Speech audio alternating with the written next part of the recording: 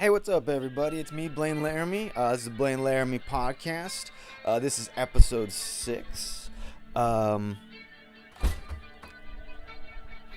didn't do a podcast last week. I didn't do one, and that was my attempt at kind of throwing a tantrum.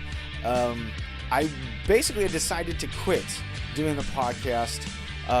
My intention was to kind of try and make it as 50-50 as possible with men and women, male comedians and female comedians. Female comedians probably make up about 10% of the field, so that's going to be pretty hard to do, right? But I definitely didn't want to look back and see like, well, I only have males or I only have white comics, or I've already got a small enough group to choose from, trying to focus on local comedians, or at least comedians who come from the Ventura County area, or at least comedians who spend a lot of time in the Ventura County area. Quincy Johnson, as an example, I'd love to get him on the show. He spends a lot of time out here, very supportive, and a very funny young man. Both the young ladies that I had propositioned, to use a funny word, to do my podcast, both said they would. And then both of them, when I tried to kind of hammer down an actual date and time, that's when the conversation fell apart.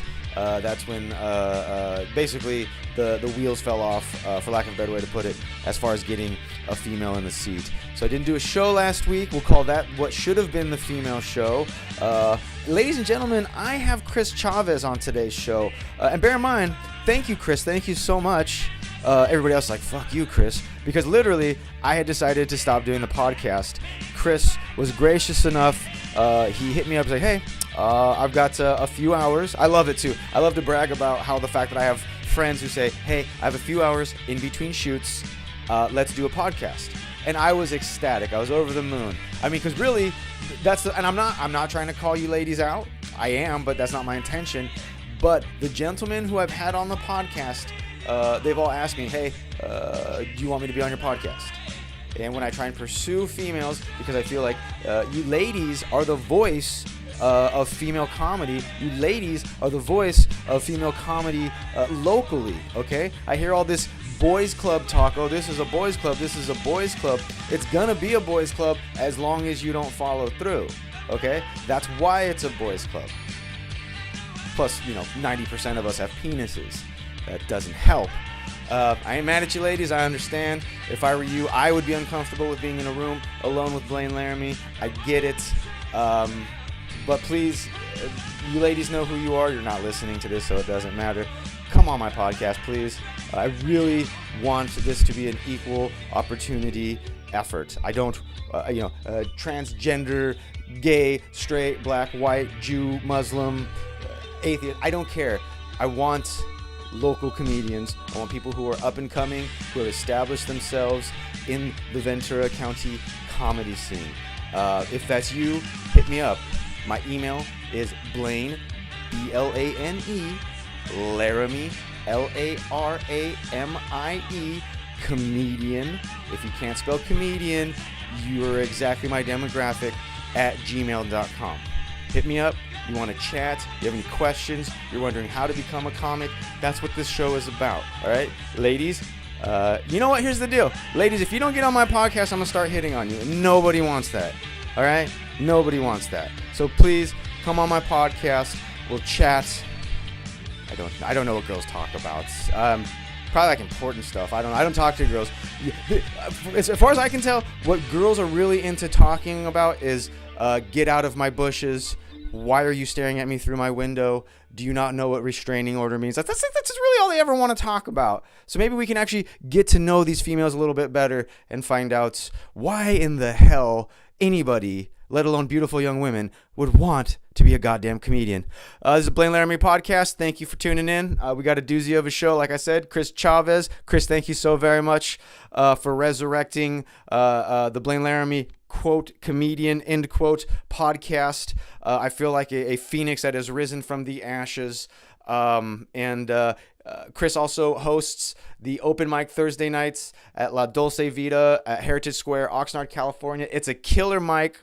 Me personally, I'd like to see more jokes in Espanol, or I guess hear more jokes in Espanol. I feel like that's one of the few places we can get away with where someone can do a whole set in Spanish, do a 5-minute set in Spanish. I know Leo had done some jokes in Spanish. They went over great. So you guys, let's make that happen. I want to expand comedy beyond what we know it to be.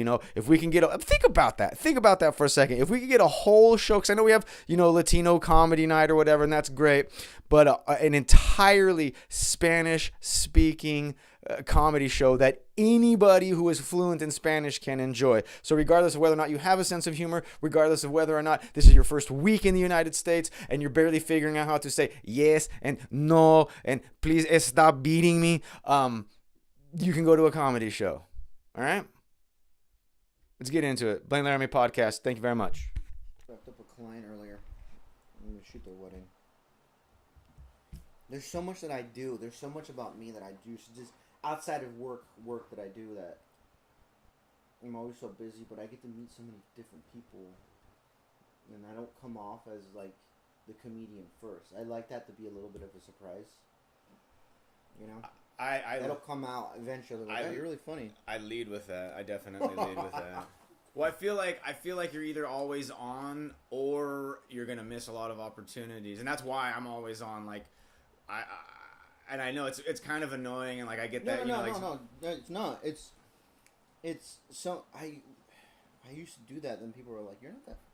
Then they want to like call you out and be like, "Oh, well, yeah, say something funny. Say something funny." I'm like, "Oh well." It doesn't work that way. There's comedians that I know that are horrible on stage. Just horrible. I won't name names. But one-on-one, they're hysterical. Push that a little closer to you. Make sure I get you. Yeah, okay. Yeah, like one-on-one, like, they're all more of a, circle. I'm like, sure. And then there's other comics that are just Twitter funny, and then they're not funny in real life.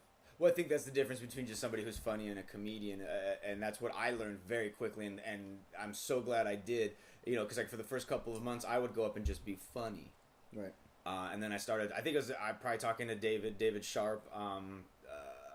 Because he was obviously ahead of where I was, and I felt comfortable like leaning on him for advice and stuff. And he started suggesting like actual joke structure, and I never thought, premise, setup, punchline. I was like, oh, I never really thought of that. Like I was just planning on this is funny, so I'm gonna relay it on stage. Right. And then once I actually started adding structure, that's when I really started to progress. Because at the end of the day, you can only be funny especially in the beginning. I think you can only be just funny for so long. I think of it as I compare it a lot to when you're a young man, a teenager, having sex as to starting comedy. You think you're the shit because you just pound it out and pound it out and pound it out. And then you meet a woman who's more experienced. You're like, no, honey, you don't need to do that.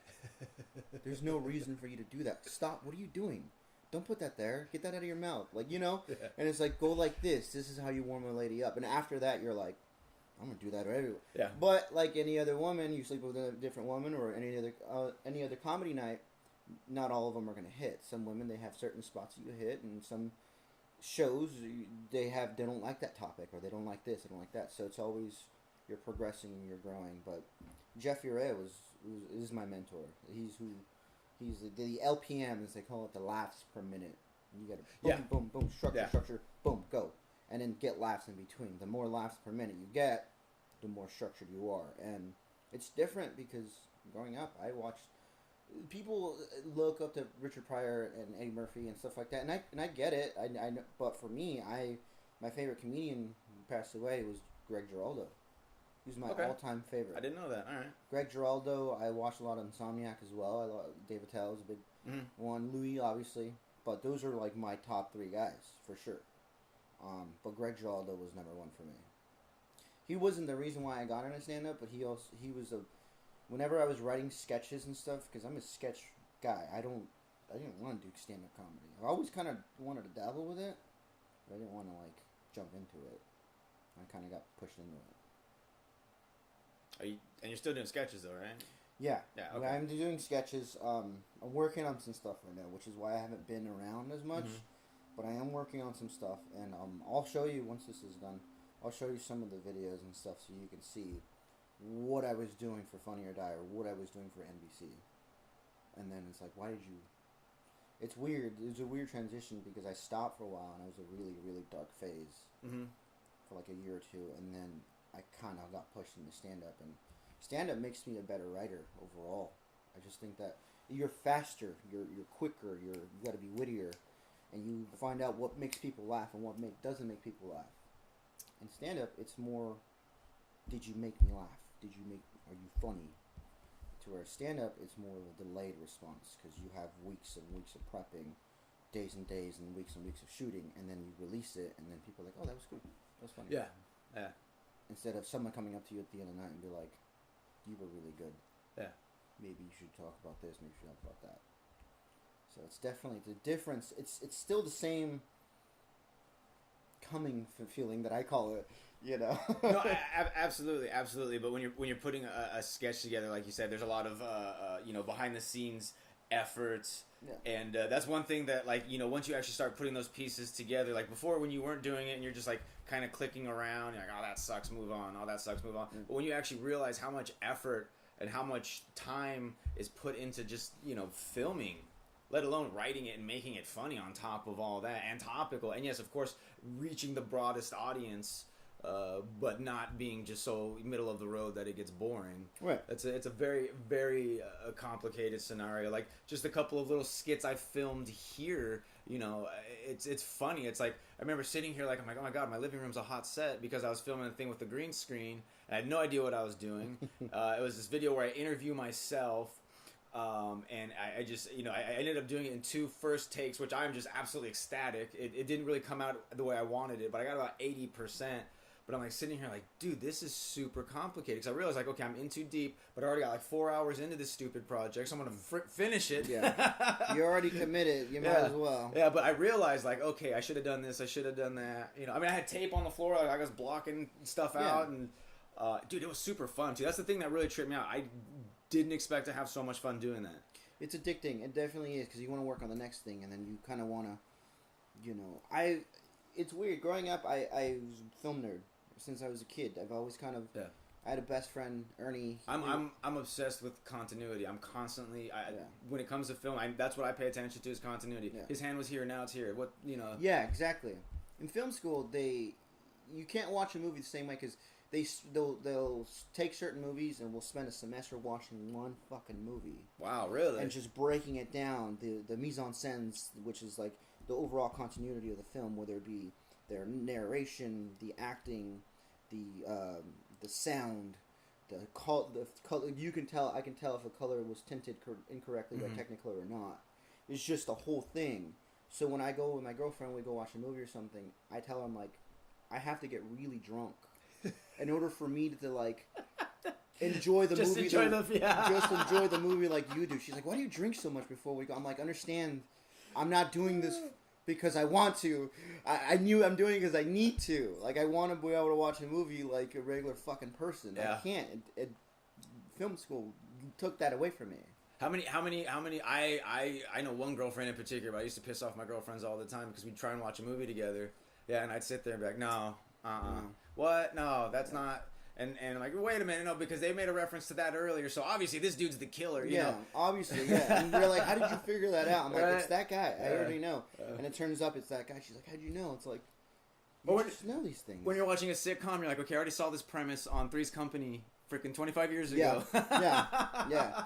That's Hollywood in itself. Like, it's so regurgitated crap that you're like, I know where this is going. There's the old story where, like, guys like, I think Seinfeld's last time I heard it, or it was like a Larry David talk about Seinfeld, and the writers were like, oh, but we do this all the time. He's like, yeah, that's why we're not going to do it. Yeah, exactly. That's reason enough not to do it. That's reason enough. And then you get, like, these foreign directors who I know because I'm Mexican, and so I know some of their previous work where we would watch certain sitcoms or certain stuff in Spanish, so I'm like, this is new to me. And then so when it comes to the States, these directors like the guy that directed Birdman, I forgot his name. I feel horrible. I should know too. I can't remember. I forgot his name, but when I saw him, we'll edit it in. Yeah, we'll edit it in. I already knew what was happening. And people are like, that's so innovative. I'm like, it's not innovative. Yeah, it's just because it's a different culture. It's a different background. It's a different story to tell. But I knew already, but everybody was like, this is a masterpiece. It's kind of like when Led Zeppelin brought music to the mainstream that had been played for years. Yeah. Yeah. Which is why all these foreign guys are coming in, and like one of my favorite directors. Two of my favorite directors are foreign. One of them is from England. It's the guy that directed the Dark Knight series. Why am I forgetting? Nolan? Christopher Nolan. Yeah. Like, wow. Yeah. Pull that one out of my ass. It's 9 a.m. in the morning in our I defense. know, like Chris Nolan. Like I should know that. I love the Patrick Bateman Batman. I love him. Freaking what's his name? It's Cameron, the Machinist. Anybody? Oh, Christian Bale. Thank you. I love him. I like him Batman. too. I thought that was really good, and I it was so believable, and you can really believe it, and that's the thing. I pulled up the original Batman though. What was it? 1988 Batman. Oh, with Michael Keaton. Michael Keaton. Watching it with my 10-year-old son. Bear in mind, super huge comic book. I mean, he knows way more about comics than I do. Like he'll sit there and give you a dissertation on the history of Robin, and he's just sitting there like, no. I'm like, can you believe? Like this was. Like compared to what you have, this used to be the shit. Like this was, and now it's like it pales in comparison. Because a good portion of Michael Keaton's Batman was just standing there and doing that thing where he whips out his. That was the shit back in the day. that was the shit. That was like, holy shit, that's like, Batman. But I think when I was watching Heath Ledger play the Joker, I'm like, God damn it, it was so beautiful, and I don't think it would have gotten the response, and this is fucked up for me to say, but I don't think it would have gotten the response that it would have had he been alive. It would have been different. I felt that was the absolute deepest, and bear in mind, what's his name? Cesar Romero, the Joker original, from the he's one of my favorites. So I this is ludicrous that I'm even saying this, but I felt like he added so much depth to the. I mean, the Joker's one of my favorite absolute villains, and I felt like he added so much depth to that character and really personified the Joker. I really felt like as a fan of the Batman series, like I felt he'd. And do you remember when he's like, oh, how's he going to compare to Jack Nicholson? Blew him out of the water, man. Yeah. Blew him out of the water. I read something where Jack Nicholson had previously screened the Dark Knight. And he was like, this guy's on a whole other level. For Jack Nicholson to say that, I was like, fuck. Yeah. But I don't get chills in my body that much. Movies don't do that to me anymore because of what film school did. But watching that in the theater in a dark room and knowing that he's dead. And watching him being the way I got chills. I was like, this is fucking creepy. I feel like I'm in a horror movie. Like I'm living it. It's weird. So Fast and Furious 7 must be one of your favorites. No, Sorry, dude, I couldn't. No. What was fucked up was I got weird stares because if I believe something's bullshit, I'll be like, that's bullshit. And so we're watching it, and I didn't want to watch it. My brothers were like, oh. Talk about Fast and Furious. Yeah. For us, we have this thing. We have Tuesday nights bro night. Right. My brothers, and we got to go watch a movie Tuesday. Yeah. We have to. So Fast and Furious came up. I'm like, all right, fine. Bring on the alcohol. Let's do it. To watch that movie. And I was sitting there, and it was like a dull moment in the movie. It was very, very, very, very serious. And I go, Paul Walker shows. I'm like, I know how this movie ends. He dies eventually. I know how this movie ends. He dies. And they're like, can you shut up? I'm like, I'm sorry. It's just, I know how this ends. I said the same thing with Brick Mansions when they tried to make me go watch that. I was like, yeah, I can't watch this. Which one? It was a Brick Mansions movie. It was like a D flick with like Reza from like Wu-Tang. It was horrible. It was I again, being a fan of the big 80s cheesing movies, I understand it and I can sit there and watch it. But man, when these are just cheesy and there's no action, I don't want to watch it. I don't care. Yeah, when it's cheese, I mean, it has to be cheese for the sake of cheese. It can't just be like, oh, we can get away with this because we're calling it a cheesy movie. Like, I see a lot of low-budget stuff because, like, well, this is a B movie anyway. It's like, you know, like, if it's going to be a wink and a nod, make it that, like, you know, polish it up a little bit. Like, I can't think of any examples. There's certain movies that I'll watch, and I'm like, that was a beautiful movie. Oh, The Naked Gun. The Naked Gun is a horrible movie, yeah, but it's done brilliantly. It's well done. It's well acted. They're supposedly supposed to be remaking that. Was it Chris Pratt? Who were they No, considering? there was the guy from The Office. It was he was in the Hangover movies. What's his name? Oh, Ed Helms. Ed Helms. Oh, he would. Yeah. I think he would do it well. Yeah. But I know he's doing the National Lampoon's Vacation movies now. Which I haven't. I don't think it's come out yet. I haven't seen. No, I think there's a trailer for it now. Yeah, but which it looks pretty freaking. He took over the series, which is good because that guy is funny. Anybody that comes out of The Office, they're instant success. Like, I know, because no one ever had heard of Kathy Bates until she was on The Office. yeah, nobody. Yeah. Let alone, I was a huge Kathy Bates fan when she did that nude scene in the pool, in the hot tub. I was like, "That's it." And I was like, "That's that woman from The Waterboy." Dude, my favorite is I love her in Misery as Ann Wilkes. Oh my god. Oh my god. Oh, she's just one of my favorite movies. I mean, I read the book. I'm not a huge Stephen King book fan, but for some reason, man, the majority of his books that get turned into movies, like Shawshank, I love. You know a movie you should watch though, because it deals with a lot of like. It's called Ex Machina. It just came out. It's with Oscar Isaac. He's one of my favorite. There's certain actors that I do like now because I was picky for a while. I was dancing around Oscar Isaac, and he's this Guatemalan actor, and he's in the new Star Wars movie. He is so intelligent. He's so brilliant, and it's beautiful. You gotta watch it. I won't give you too much details on it, but you should watch it. It's called Ex Machina, and he's one of my favorites. Tom Hardy. I was a huge Tom Hardy fan before Tom Hardy became Tom Hardy. Tom Hardy is Bane. Right. He played this movie called Bronson, which absolutely I fell in love with. One of the director that directed Bronson directed Drive with Ryan Gosling. Okay. Yeah, so I never saw that one. Yeah, it was a different type of movie. It's another good one too, but. I had intended on seeing it. I like Ryan Gosling. It's a good movie. You should watch it. Understand that it's an independent movie, so you've got to go in with that, and then go in with an open mind. The same thing with Ex Machina. And then you're just going to be mind blown. I did the same thing with Interstellar. Interstellar blew my mind too. I was like, fuck. I have not seen that. That's the one with Christopher Nolan directed where they go up to space, and it's got Matthew McConaughey. Oh yeah. Wait, is that the one with Sandra Bullock in it? No. No, that was that was the George Clooney one. No. This is the, were they... Spoiler alert, she dies in space, right? Yeah. No, this is the one with civilization is dying and crops are dying on Earth, and so they send people to different dimensions to find a planet that mimics Earth so they can relocate humans to that new location and, survive. Terraforma, I believe, is the process it's called. Actually, Terraforma is making a planet habitable. That's right. Yeah.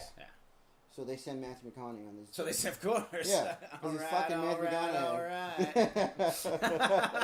It was a good movie, though. It was a mindfuck because it is Christopher Nolan, and I love that guy. All right, I have to go off topic here. I just realized you're wearing a members only jacket. Yeah. That is pretty fucking awesome, dude. Yeah. Well, I'm wearing a members only jacket. I got called out earlier today. Oh, you're wearing? I'm like. Members only is the only jacket I wear that are big people friendly.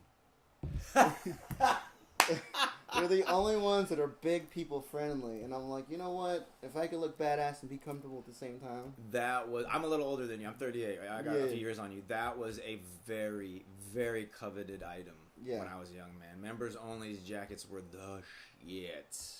And we would rock the imitation ones. I really wish I could remember what the imitation, but it looked just like it. But instead of members only, it said like imitation or something. But it's so fun. Where's your bike? I'm like, I don't have a bike. I ride a fucking BMW like an idiot. I was like, oh, okay, I guess anybody can wear that. Hey, dude, I'm super stoked that denim jackets are making a comeback. I'm ready to get one. Yeah. I'm gonna get a Led Zeppelin patch on it and just bring it back, dude. I'm gonna rock the Canadian tuxedo. Right? Yeah. Bring it back. So you got to start stuff. I don't want to jump off topic. No. I want to talk about the mic that you host on Thursday nights at La Dulce Vita. Yeah, right. Yeah. God, I always have a hard time getting that out in Oxnard, California. Such a good time. You've been doing it for just a couple months now, right? A couple months. Yeah, we started up in May. They approached me last year. This is before the whole Fox thing kicked in, because I went on hiatus on stand up because Fox wanted. Andrei Belikov was shooting a couple episodes in his venue, whether it was in Oakland, San Diego, and in Goleta and in Ventura. And he was like, I want to bring you on. You're going to be my featured guy. You're going to be the director. And so we shot a couple episodes. We shot about 260 comedians. that I had needed to be edited in a timely manner. So I was like, well, fuck this. I'm gonna quit everything else and just focus on this. Well, I was still in comedy, but I was more behind the scenes. Yeah. So, which was great. And then I had told La Dolce Vita, I was like, I can't commit to this. And this was in like September of last year. And then once I came back, it was funny. Once I came back, all of you guys were already here. So I was glad to see the comedy scene was rising, and everybody was behind Camilo, which was great. And I'm like, cool. I'm gonna start picking these guys off one by one eventually, and figuring out what's going on. But once I caught up, I was like, cool, let's do it. And at that time, I had stepped down from the keynote. Yeah.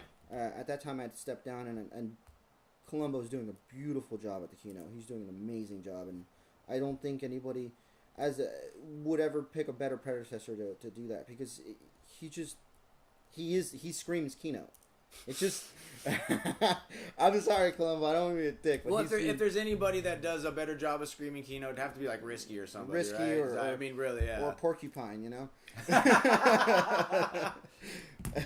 the keynote it's a lot of fun. I really do have a good time there. I have a very special place in the keynote in my heart, because I seen, like, one of my favorite nights there was one of my first nights that I was hosting, and it was a small crowd, but they were, the keynote's not for the faint of heart. Yeah. The keynote, they will rip you apart. Absolutely. The locals, drunks, tweakers, they will rip you apart. And I remember it was David Berger. I think it was David Berger. Ryan Talmo. Reza showed up. And then my buddy Andrew Lisa, who's now he's in and out of the comedy scene. These are guys that I looked up to in the indie comedy scene in Los Angeles, and they all came out. Andrew Lisa is like this guy that just fucking rips on people. His whole bit is just going back and forth on people, and he's always one-upping them. But the keynote broke him. Wow. They broke him. Wow. I felt so shitty about it, because I was like, oh, Andrew's going to come in, he's going to come in hot. And they were going back and forth, but he was up there, and he's like, you know what? Yeah, I'm done. So then I go up there, and I'm like, what the fuck? That's when I start yelling at all the locals. I'm like, you guys understand, like, we are an LA royalty. Like, this is why we don't have nice things around here. You guys fucking, I've given you guys this diamond gold, and you guys shit on it. So it's a love-hate relationship with them. But yeah, it's not for the faint of heart. If you're starting out in comedy, that's your proving grounds. That's where you're gonna prove whether. Well, literally, we're calling it the that's proving what it's grounds called, now, yeah. right? So I was like, you couldn't call it anything better. Yeah. Because you're gonna prove whether you're gonna be a stand-up comedian or not. And I'm glad that Quincy came out and just fucking rocked the stage. Dude, wait, which one? Quincy Johnson. It was the first night. They're yeah. both funny. There's like 5 or 6 Quincy's now. I know, right? Oh, dude, I love more about me. I had met Quincy Johnson. Thought he was very funny. I'm like, I'm going to remember that dude, because I feel like he's going to move on to big things. And then Quincy Jones came to a mic like a month later, like, oh, Quincy's here. And I'm like, no, that's not him. I'm like, don't put me, don't put me in that category. I'm not doing this. No, I was super embarrassed. I'm like, okay, they're both Quincy. I get it now. Okay. I was super, like, don't even put me. No, that's not him, dude. Trust me. I've been paying attention. That's hilarious. But they're both really funny. They're both doing my birthday show, too. Ox, that was going to be my next point. Yeah. Can we talk about that? I don't know. I mean, I'm assuming it's going to be private to a certain extent, right? No, it's as long as you bring beer, then you're cool. It's private if you don't bring beer. yeah. If you don't bring beer, if we don't see beer, like I'm gonna have a guy specifically like, "Where's your beer?" No. Pat them down. Make sure they have beer. Exactly. Always hand over that flask, sir. Right. No, it's on the 31st. It's gonna be at the Lab, in Old Town Satakoy, and it's gonna be I'm bringing some of the funniest LA comics to Ventura County. I feel bad because Leo's the only local guy in the bill, but he's hosting. So it's his shit. I'm not gonna not do it. And so these are people that I've been working for with years, who I seen an A, crush, and B, they're just good friends of mine. And they're really funny, and it's gonna be a good show because it'll be a show, and then after the DJ will come on and we'll play music. It'll be chill. Nice. And it'll be for me. That's why I wanted to do it there instead of like the Harbor or anywhere corporate, because I don't believe in that stuff. Like, I will support a venue for what it is, but if it's my birthday, I want my people to have a good time, which is which is so me because if I ever have a birthday, like I always tell people like come over to my house or like let's chill somewhere instead of going out to a bar or a club somewhere. Because if I bring my friends out, because I know my friends, or I know my brothers, and they're scrappy fucks, like someone will get in a fight somewhere else, and then there goes my night, you know. And if it's one of those things where if you're at my venue, you can drink, and if you're too tipsy, we won't let you drive. If you're at a public place, you got to get the fuck out at a certain time. Very true. Very true. Yeah, so I'm more chill like that, and I've always wanted to do. It's a bonfire. Like, why wouldn't you not want to chill after and just drink some whiskey and be at a bonfire? Like, well, yeah, the environment lends itself to that too. I mean, it's a very you got the bonfire going and the tables and the chairs out there. It's a very relaxed environment, especially when you get the fire going. Yeah, exactly. And these people are gonna come and crush it. And Leo's trying to do everything he can in his power to contact people behind my back so they can roast me. Which is fine, you know. I don't care. I don't care. I'm like, bring it. I don't care. Like, I put myself out there. I'm like, look, he's already talking to my girlfriend now, and he's like getting some dirt. He's getting some serious dirt. So it's it's gonna be great. I for one, last year I did my birthday show at the Keynote, and I've never seen the Keynote being just a standing room only place. I've never seen that before. That'd be odd to see. Yeah, it was a standing room only at one point, and Sharp went up and he roasted the shit. Like, he roasted me good. And he comes, he's like, yeah, Chavez, I hope I didn't offend you. I was like, no, it's cool. And he's like, can I keep going? I'm like, dude, just keep going, man. These people are loving it. Like, if my people were having a good time, just fucking keep rolling with it. Fuck I'm a comedian. I'm not allowed to have feelings. Yeah. I can't. And if I am, that's the day that I stop doing stand-up. Yeah. There's no, like, just fucking go, man. Just go. That's why, like, my girlfriend's like, you really don't care about what you talk about. When I hang out with my girlfriend and her roommates, like, I'm very quiet.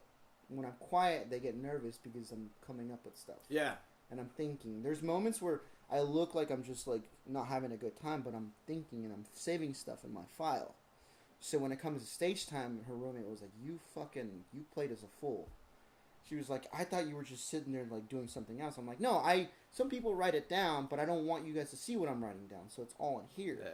So when the mic flips on, it's fucking... I usually step outside or excuse myself to the bathroom. Yeah. Yeah, that's true. Like, sometimes you'll be sitting there, like, with your girlfriend, you're like, oh, this could be some decent material. Yeah. You're like, all right, don't ruin it, don't blow it, just sit, okay. Yeah.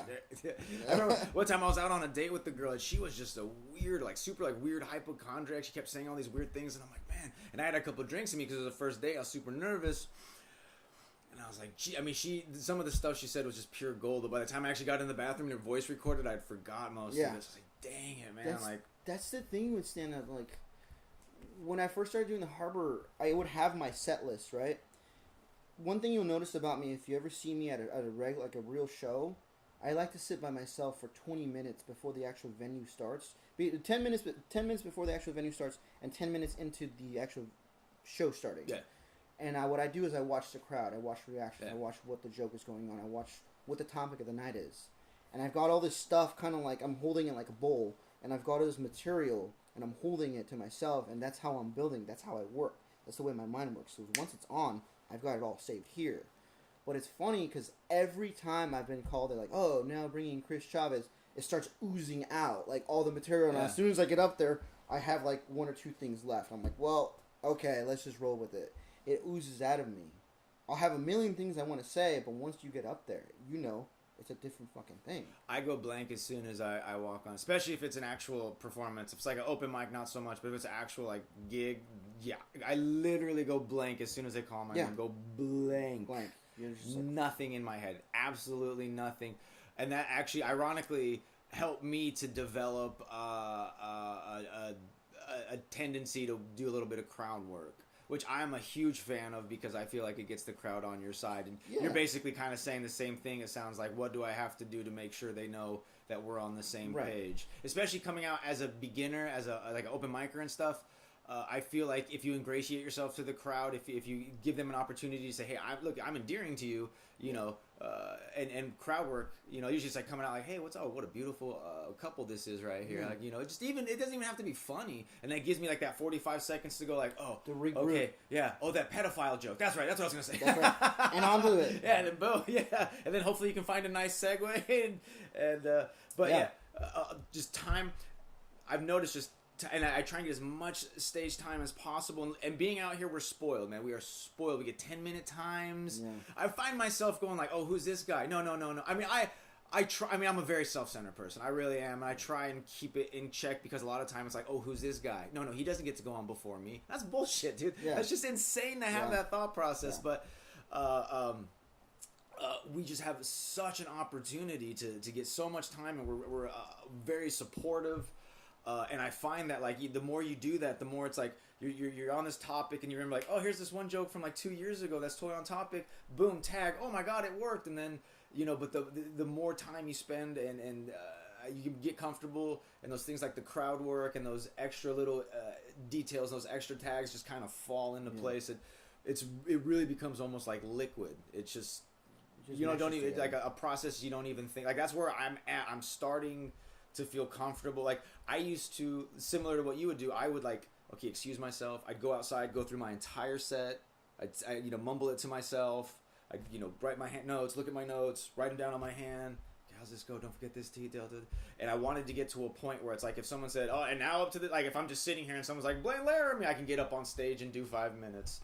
So I really try to like distract myself or like be caught in conversation and stuff like that, which really works to my disadvantage a lot of the time because I'm ill prepared. But a lot of times, one thing I've noticed, and I'm sure you've experienced this. You're seventh to perform, but so and so's late, and so and so's in the bathroom. So it's like, hey, can we get you on now? Or hey, we really feel like you should follow this person because you're So you just have to be prepared for anything. I had that moment. One of my favorite comedians. He's a Mexican comedian. His name is Jeff Garcia. Okay. He's really funny. He does a lot of crowd. This guy's he's a 20-year pro, and he's got files and files in his head. He'll watch something happen, and he'll just pull shit out and just it's a whole bit, And I remember I went to go watch him. Xander Beltran and I went to go watch him. Jeff let us in when Jeff was still there, and he was like, "Just sit in the back, because it was a packed show." And then I went outside to go talk to one of the waitresses because I knew her. And she was like, oh, so when's your show? And I'm like, oh, I'm not going to perform until like the end of the month, but I'm a big fan. And I didn't realize Jeff Garcia was out there smoking a cigarette. And he goes, are you a comic? I go, yeah, I'm a comedian. I'm a local guy. And he goes, what's up? You want to throw down or what? I was like, yeah. I was like, you're going to get, he's like, you'll go up right before me. I was like, all right, are you kidding me? And then Jeff comes out, and he's just like, Jeff wanted to go up, but I guess Jeff couldn't go up, so I was just like, yeah, absolutely. And then I was already nervous. I was like, fuck. But I don't want him to know that. And he goes, dude, if you're nervous, I'm not going to let you go up there. No, I'm cool.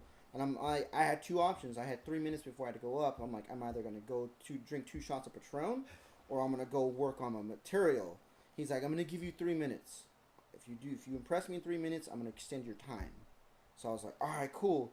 Fuck. So then I'm pacing back and forth. You could tell I was nervous. So he comes up to me. He gave me the best advice I think after that, nothing but phases me. He comes up to me. He goes, if you're nervous, you're not going to go. He goes, all right, let me ask you a question. I go, what's up? What's the Super Bowl? I go, what? He goes, yeah, what's the Super Bowl?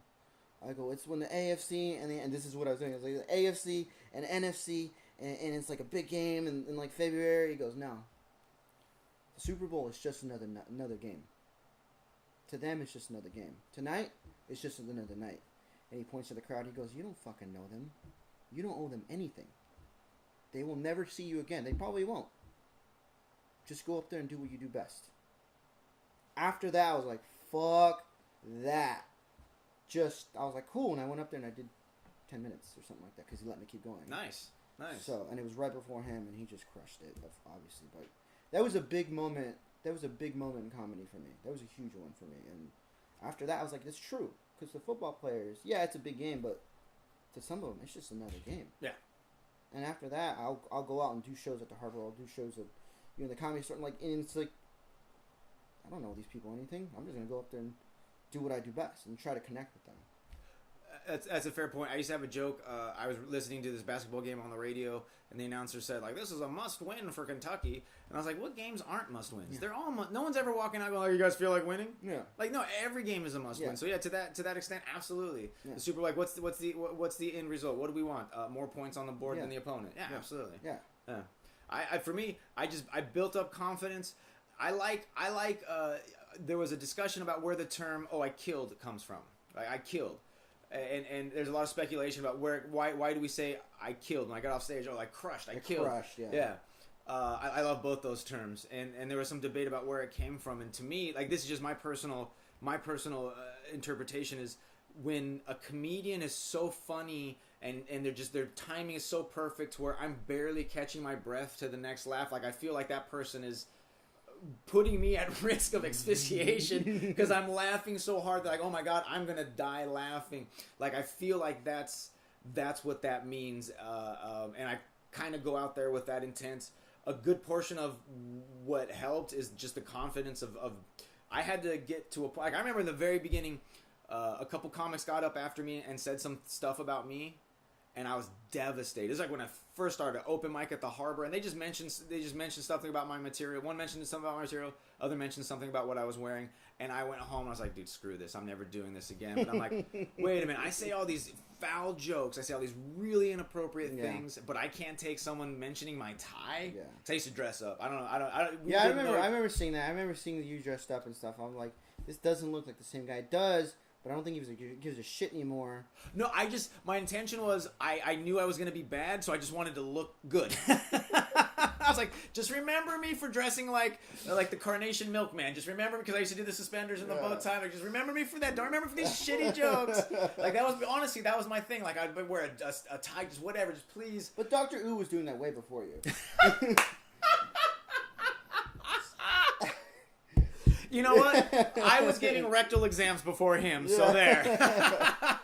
Dr. Ooh was doing that. When I first met Dr. Ooh, he was up there wearing fucking suits and suspenders, and I'm like, all right, cool. Yeah. I have no business telling somebody else how to do comedy, but to me, like, I'm a slave to... I mean, comedy is one of the few places I will work and rework and I get as close to perfect as possible. Everywhere else, I could give a shit less. I love imperfection. Yeah. I love it. Even in some of my jokes, I love imperfections.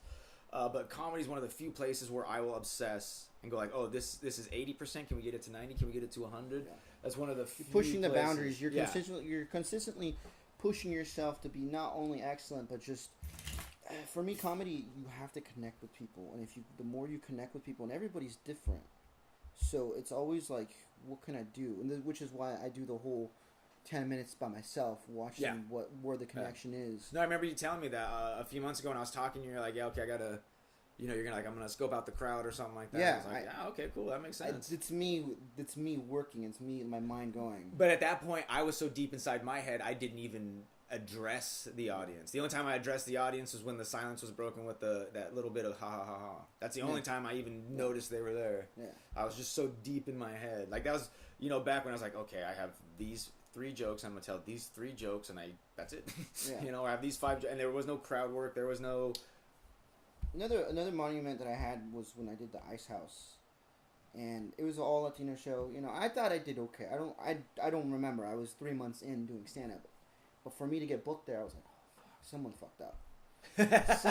Someone fucked up by booking me. And I remember I did it, I had an okay set, and then the show ended, and there was this family, this Mexican family, a little older. It was a husband and wife, and then they had 3 daughters. The husband and wife come up to me, and then they're like, you were really good. I was like, oh, thank you. You're really sweet. And the guy was like, can I talk to you? I was like, sure. I was like, oh shit, I'm probably gonna get my ass kicked. Yeah. I was like, I hope I didn't say anything offensive. And he goes, we don't get out very much. We're on a budget. We don't get out that much. And he goes, and you really, like, you hit a certain thing, with, like, our family, because he's like, it seems like we were kind of raised by the same people. He's like, your morals are different. And he goes, we don't get out that much. And he points at his wife, and his wife has got a bandana on. I didn't realize why. He goes, she's sick. She's got cancer. He's like, we don't get out that much because, it costs so much for the medical bills. He's like, but you really entertained us. And he's like, and I want to thank you for that. He's like, understand something. He's like, for you, this might be just another night. He's like, but for us, this is it. This is our one night of the month we get to go out. So after that, I was like, fuck. He's like, but understand, there's something better, bigger than you that's happening. It's going through you. And he's like, I don't know if you're religious. I'm like, I'm halfway. And he goes, someone's working through you. They're using you to illuminate something bigger. And he's like, and I want you to know that. I was like, okay. Fuck. I don't know what to say. That's it. I was like, I guess I'll keep doing the Lord's work. Yeah, I guess. Should I, go to... He starts spraying some fucking holy water on you? Like, I didn't know what to say, but it was the first time I was like, I formed a connection with the audience member that I never would have. And I'm pretty sure he didn't want to come up to me, but he did, and I'm really thankful that he did. But I understand now that, like, I want to form a connection with people, and I want people to laugh, and I want people to be entertained, which is why I got into this, what I'm doing, whether it be stand-up, writing a movie, or doing sketches. For me, the reason why I do what I do is very simple. It's very simple. I understand that as humans, we have strife, whether it be financial strife, family strife, school, whatever hardship, in itself. But if I could develop something, or if I can create something that'll take people away, if they want to go see my movie, or if they want to go see something that I've done and produced, and it takes them away from that for the 10, 15 minutes to 2 hours, if it takes them away from that, and it just genuinely entertains them, then I can die a happy man. It doesn't matter to me anymore. Like, it's not even me anymore. Like, I can genuinely say I can die a happy man. That's awesome. I like that a lot. That's the only right reason why I do what I do. And people come up to me at the harbor and stuff, and I usually, like, I know my comedy's shitty when, like, old women come up to me at the harbor and, like, hit on me. Like, no dime pieces come up to me and be like, you were really funny. Like, the day that happens is when I know I'm like, oh shit, I'm really funny. But I got all these fucking ugly ducklings coming up after me after the show. That's how I know my comedy's shitty. So I got work to do. That's where I am on the scale. That's so funny because I'll be sitting there and I'll be like, putting some jokes together. And I'll be like, okay, well, if I tell this one, I'm definitely going home alone tonight. And it's like, well, you know what? Fuck it. I got to tell it. I'm probably going to go home alone tonight anyway. Yeah. My girlfriend's a good sport, though. She's really cool. Dude, your girlfriend's awesome, dude. I'm glad she seems very supportive. She seems very supportive, so... She doesn't give a shit what I do, which is the first... Well, she's comfortable with you talking about her on stage. I mean, I'm sure there's some stuff that's probably off limits. No, I'm very private in a certain point, but I think when it comes to that... Like, I told her, I didn't ask her, I told her, I was like, I'm going to talk about certain things. She's like, okay, whatever. Yeah.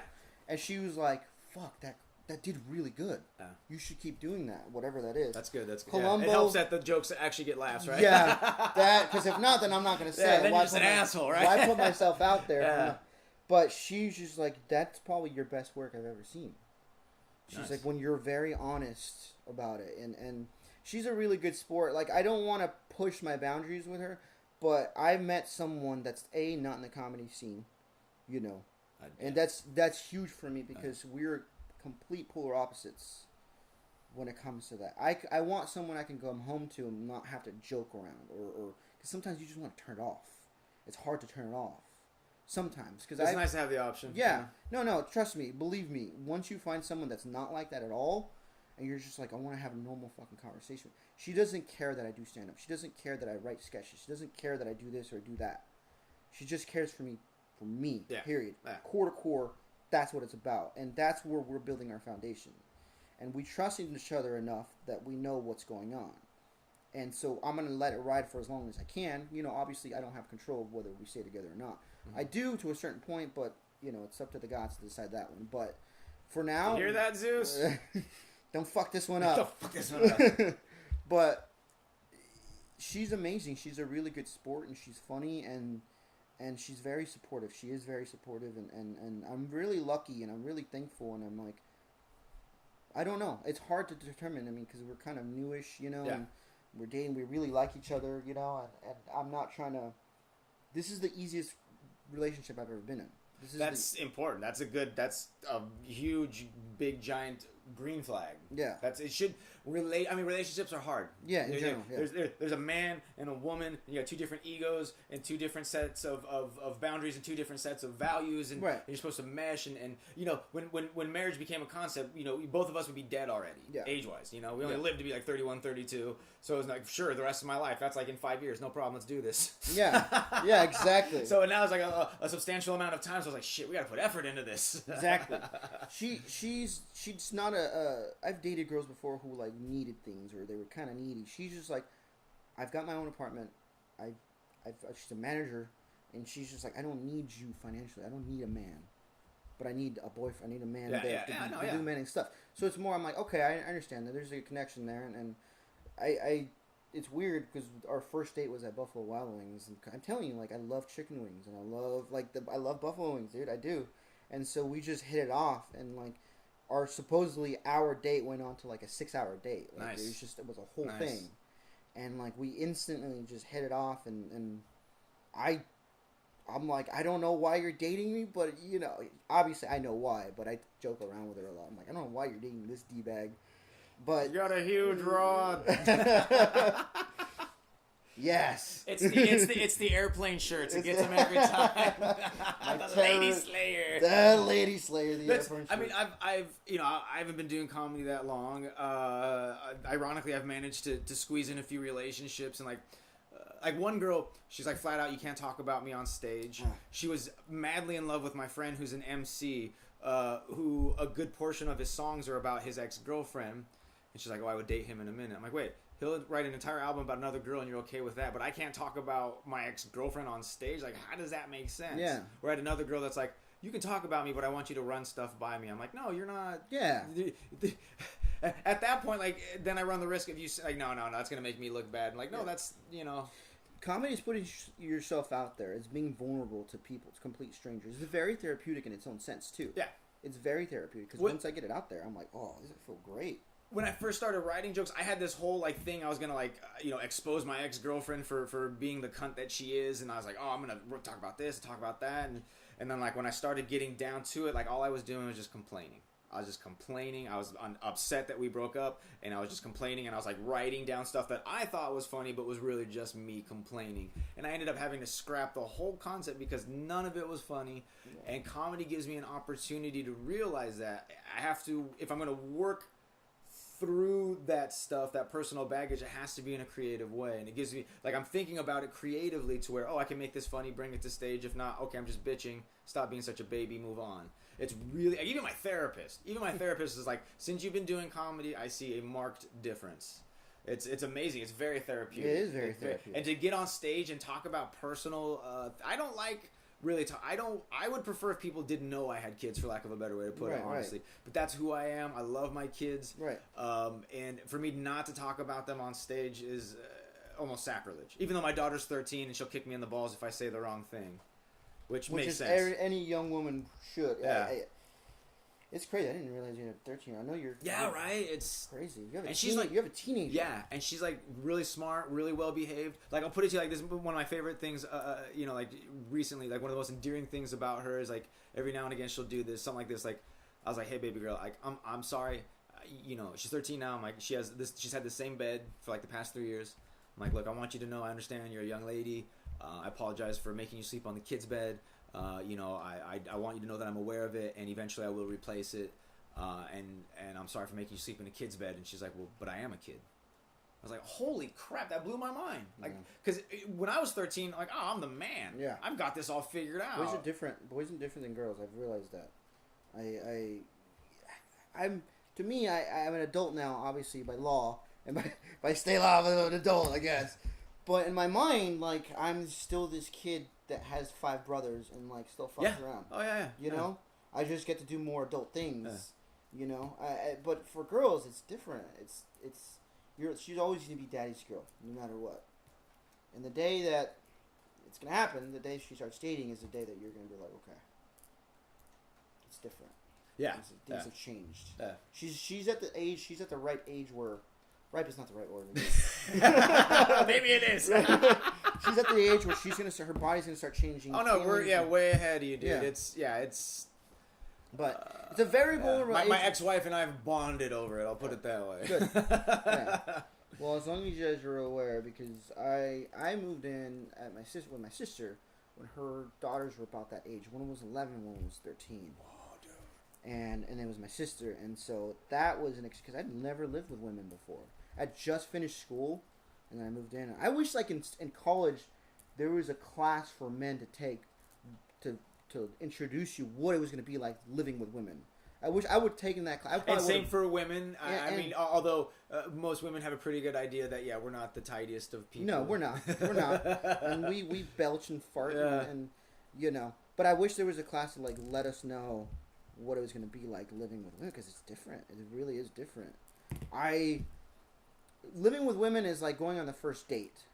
You're going to have to hold your farts for a while until you get very comfortable. And you're just, you're going to be that clean, proper guy that shaves every day and tidies up and puts down the toilet. But once you get to know them, you're like, oh, fuck this. Fuck them. But, once they start getting their periods, then it's like, oh, fuck. Yeah.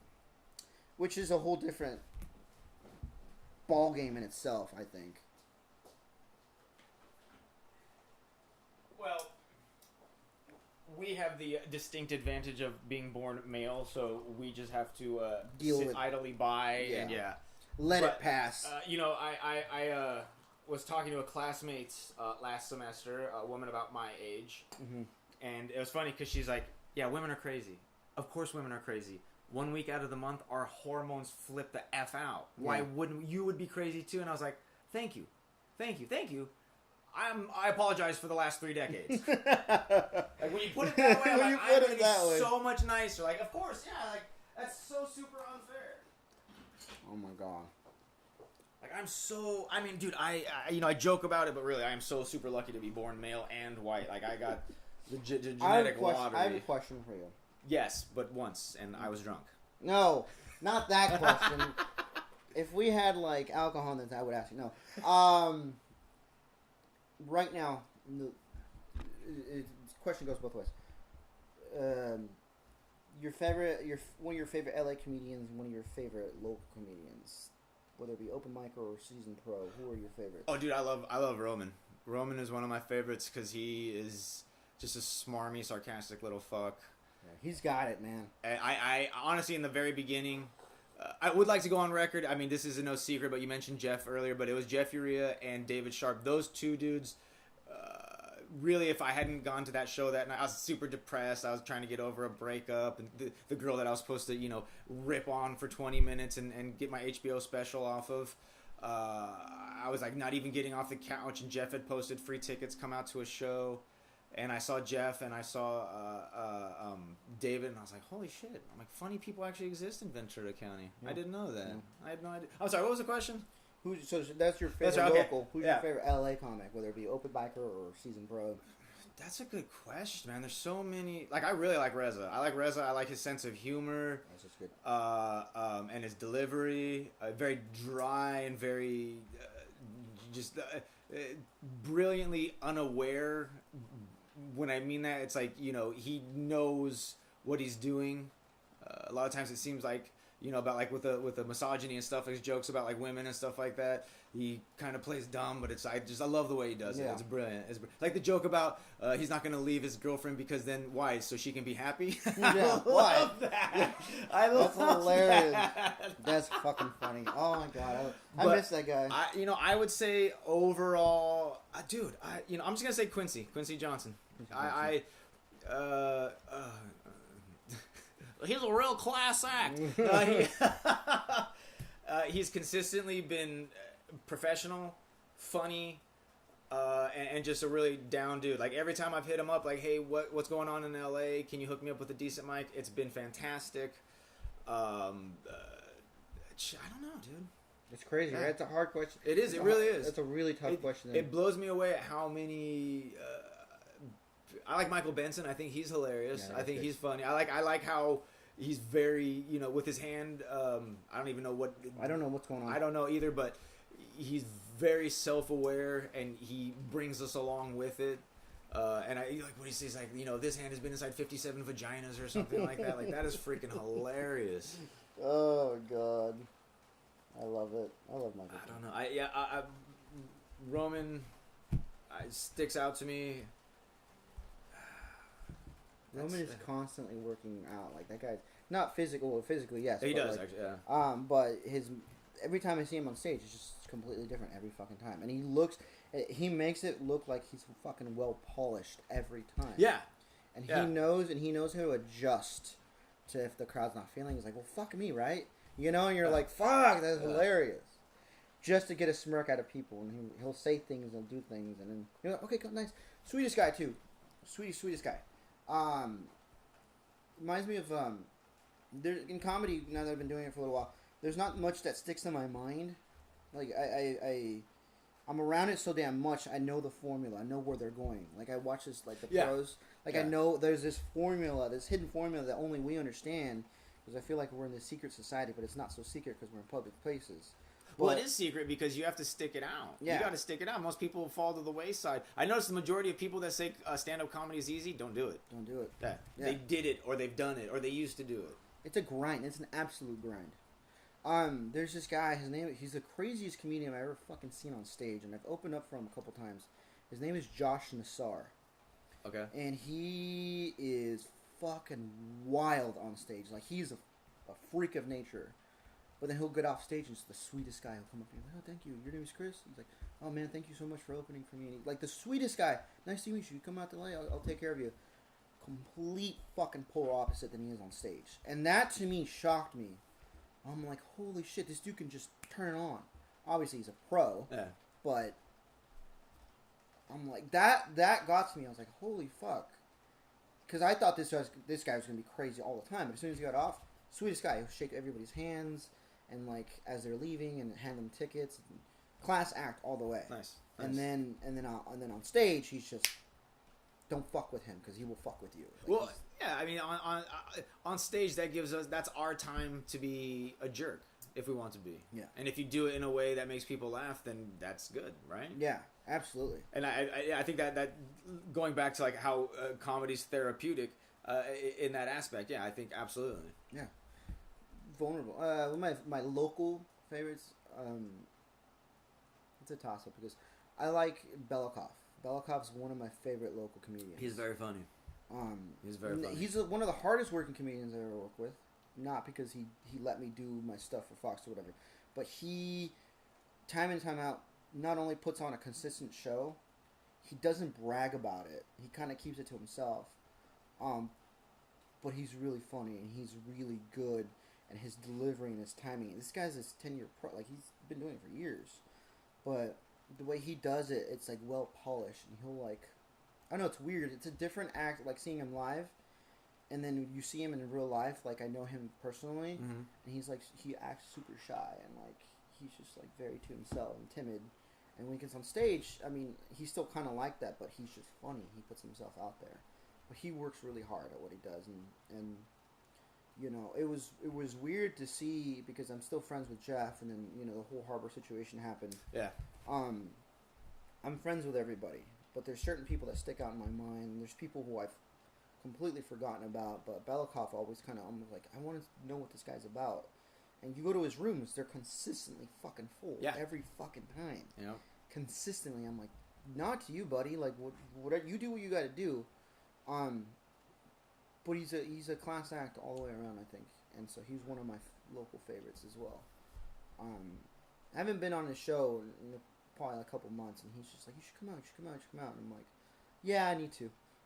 But I for one, I want to make something aware. Like, I'm so proud of the Ventura comedy scene in general. The fact that it's growing, and there's comedy almost every night of the week now. Yeah.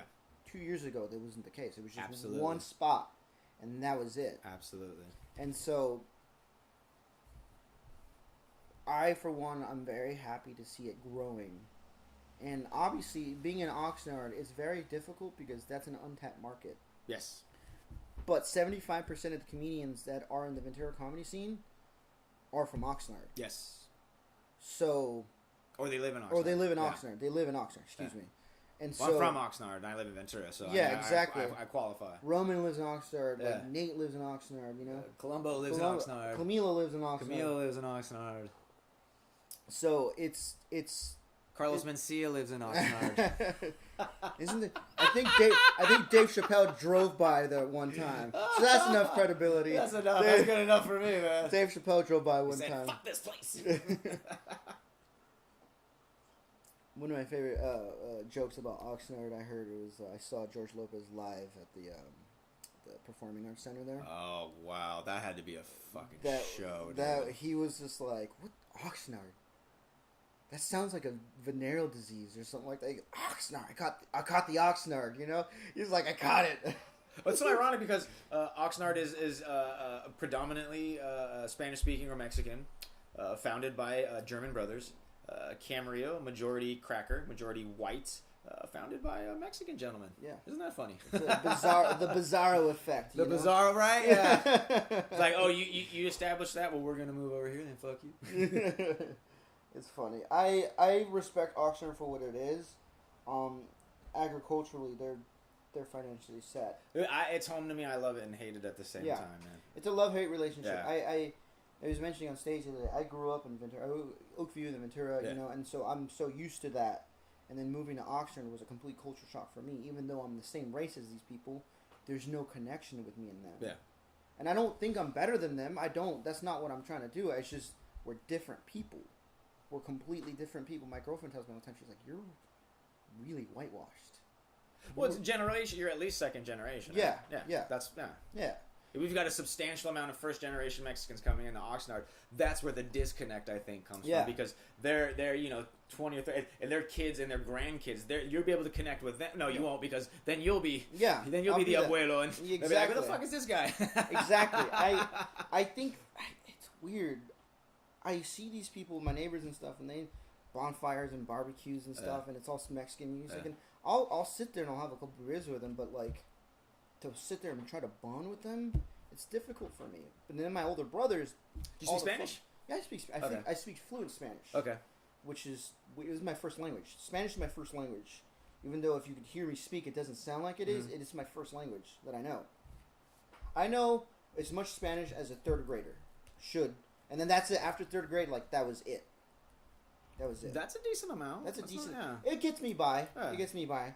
But I know a reasonable amount to get me by, but I'm not ashamed of who I am. I know where my roots come from, and I'm very proud to be a Mexican American. I am.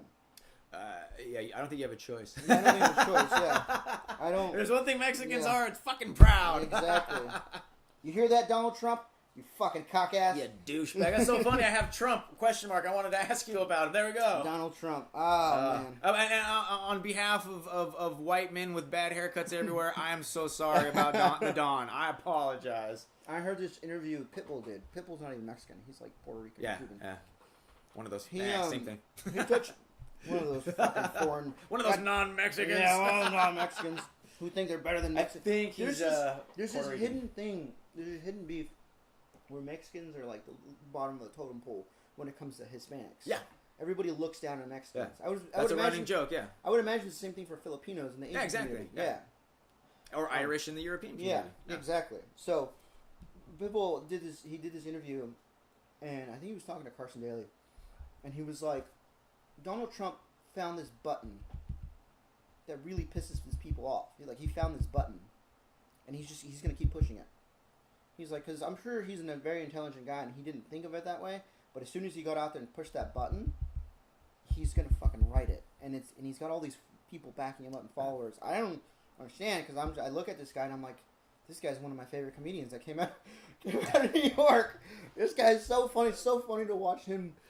Like I watched his interviews all the way, and I'm like, this guy's fucking hilarious. You talk about Trump, right? Yeah, Trump. I watched this guy, and I'm like, this guy is a hilarious. Like, this guy should do comedy. Like, he shouldn't. I agree. Yeah. Like, this guy should do stand up and just fucking go up there and bam.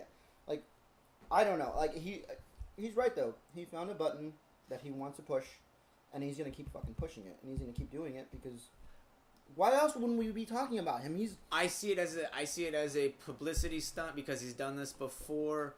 He's never been number one in the GOP ever. So This is interesting. But what does that say about us as a nation? Really, honestly, what does that say about us when a guy whose claim to fame was getting I think no interest loan from his dad in the hundreds of millions, if I'm not mistaken. Right. So much money that you can just throw money in 10 different directions, and if 9 of them fail, the 10th one will break you even. I mean, that's a good portion of his business. He's filed for bankruptcy times plural, yet he refers to Mexican immigrants, who, by the way, are the backbone of this fucking country, at least in Southern California, man. There's no way in hell you can go a day without immigrants. There's no way. It just doesn't happen. But he gains in popularity over Jeb, who's bad enough. Jeb was trying to justify our occupation in Iraq, for Christ's sake, even though we've already established there was no reason. Because we as Americans were so fucking dumbed down, like, they like scandal. If the Kardashians are on the fucking 11th season, like, what makes you think, like, I hate reality television, but I understand people like it because there's scandal there. This guy's scandal. This is scandal what he's doing, and it's a scam because So his popularity is based off the fact that he's entertaining? He's entertaining. I think okay. so. Do you think? I hope so. Fuck. Do you think he's making? He's obviously not by politics because he's the fucking worst politician. He's horrible. I would rather vote Mary Carey, who ran for the for government. Remember that when she ran for the porn star? Yeah, Mary Carey ran for governor. It was governor of California. Yeah. When Arnold won. Yeah. And I don't think Arnold knew he was going to win. I don't think he was just like, I'm just going to do this just to do it. He's like, I think, dude, he married. If Reagan could do it, I could do it. Well, right. They're both foreigners. But he married into the Kennedy family for a reason, if you ask me. Yeah, I think he's always been very politically aware and active. And I think maybe he wasn't expecting to win. He really wanted to, but it was kind of a goof just the same. I was shocked to hear that. I was still in high school. I was just about to graduate high school when he I was about won. 30. Yeah. I'm just kidding. How fucking old are you? You're like, yeah, that sounds about right. You fucking leprechaun, man. But to get back to Trump, the last time somebody who was as popular, who came from a similar background, business not politics, was Ross Perot back in '96, and he actually had some decent points. He had some decent, he was running on a decent platform. Trump, I mean, what are Trump's policies? I'm yet to see that. I've yet to see it. Other than we need to keep Mexicans out of the United States, which, let's just face it, like we have a statute dedicated to give us you're tired, you're hungry, you're huddled masses yearning to be free, like. And then all these networks and businesses are dropping him. They're just, and I'm like, what do you think was going to happen? He was just like, I thought it was going to be bad, but I didn't think it was going to be that bad. But when you have people raising money to get Dylan Roof out of to post his bail, do you really find it hard to believe that he's going to lose that support? I mean, there are people who probably support him more now that the Mexican community is against him. Yeah, you know, in a society where we live, where it's horrible. I would hate to be a black man in this world right now. Yeah. I would absolutely fucking hate it. And in this world in general. Isn't that a sad let state alone of affairs? In the United States of America. Even in Africa, for Christ's sake. I feel so bad, but to see this, and I'm just like, what are you doing? Why? Yeah.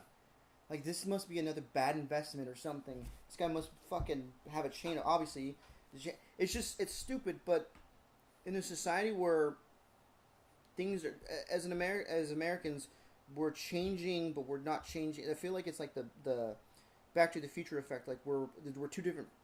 There's like the future, and then there's like the bizarro world future. Mm-hmm. You know, mm-hmm. We're like not progressing. We're not. I don't think. Yeah. You know, where you've got like, I'm really happy that gay marriage is legalized, but I think that's way overdue. I thought that was way overdue. I mean, it was, because for what it was, legalizing pot, legalizing gay marriage, we're legalizing the wrong shit. I think. Mm-hmm. I think we should be moving forward to a different, just to be a better nation. But for that, for him to be as popular as he is, I'm like, it's gonna fizzle out. He's not gonna get the presidency. You could just tell. Well, I definitely, here's, and this is a conspiracy theory based, but I think this is what's going to happen. He's not going to play ball with the people who are going to actually finance the president. The Citigroup, the Bilderberg Group, Koch brothers, whoever the F it is this week. He's not going to play ball with them. They know that. He's ego driven. He's not going to make it. They're going to do whatever it takes to get Jeb ahead.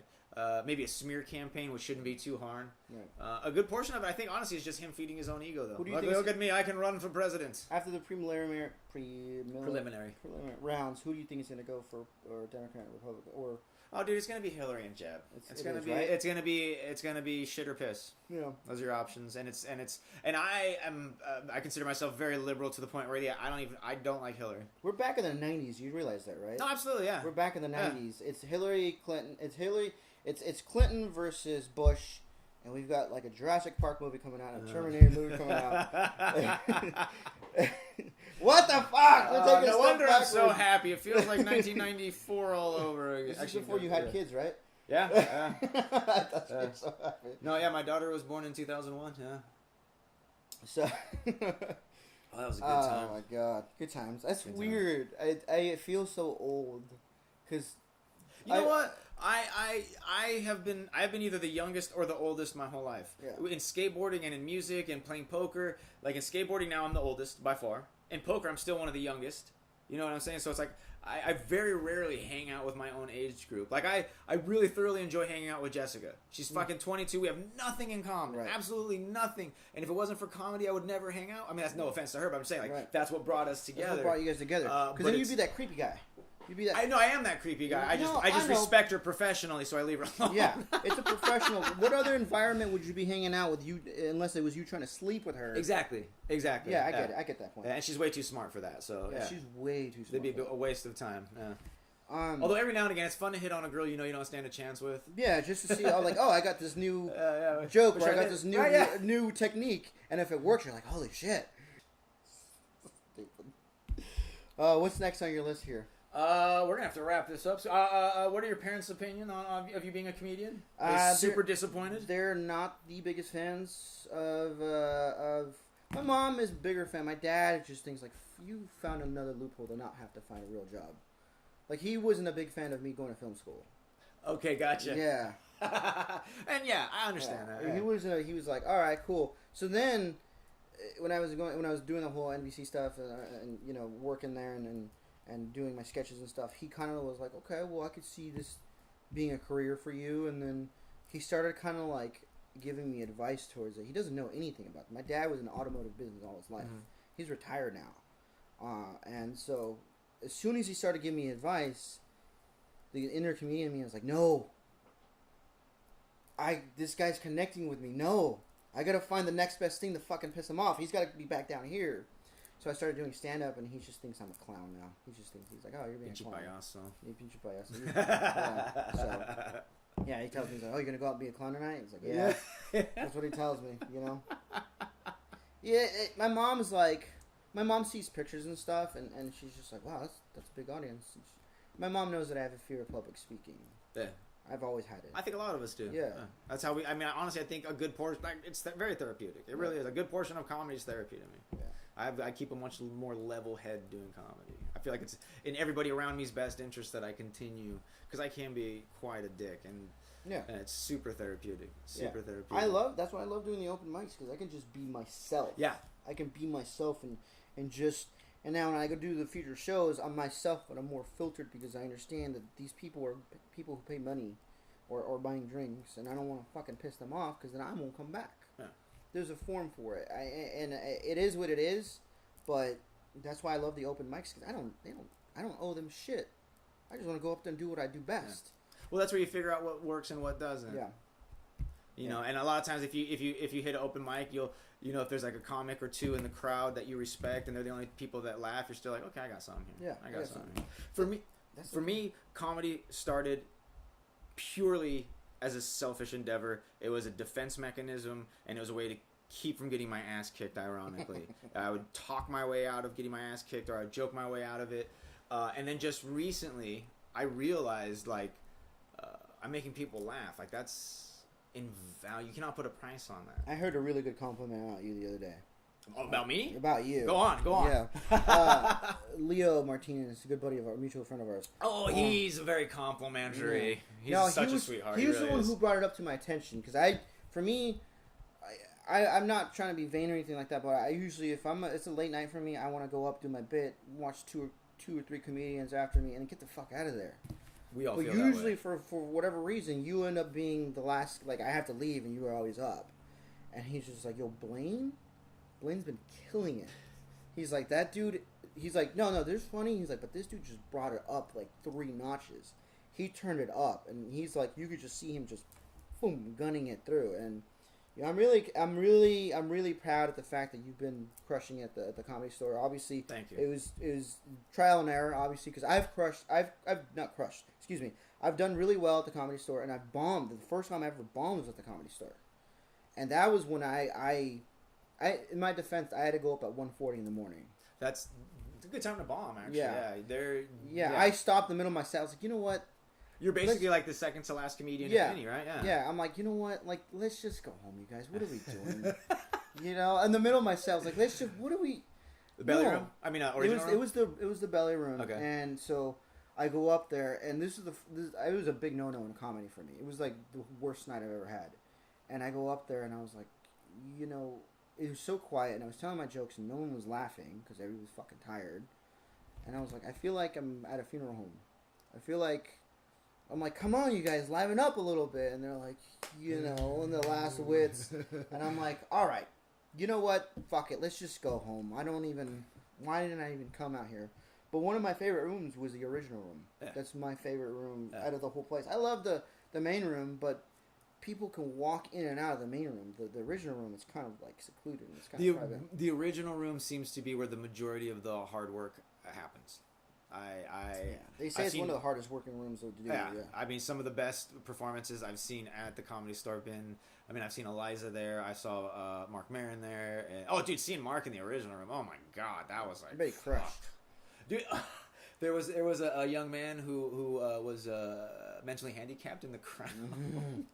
And Mark was in a bad mood, and the kid said something, and I'm assuming Mark didn't know, or even if he did, I mean, it's a comedy show, everything's fair game, just rips into him. I'm sitting here because, like, I had heard the kid, and it was fairly obvious that, you know, just rips, like, what the fuck, why are you interrupting my, like, oh my God, I loved it, and it was like, it's just like watching this train wreck happen, and yeah, it was, that was quite a good time.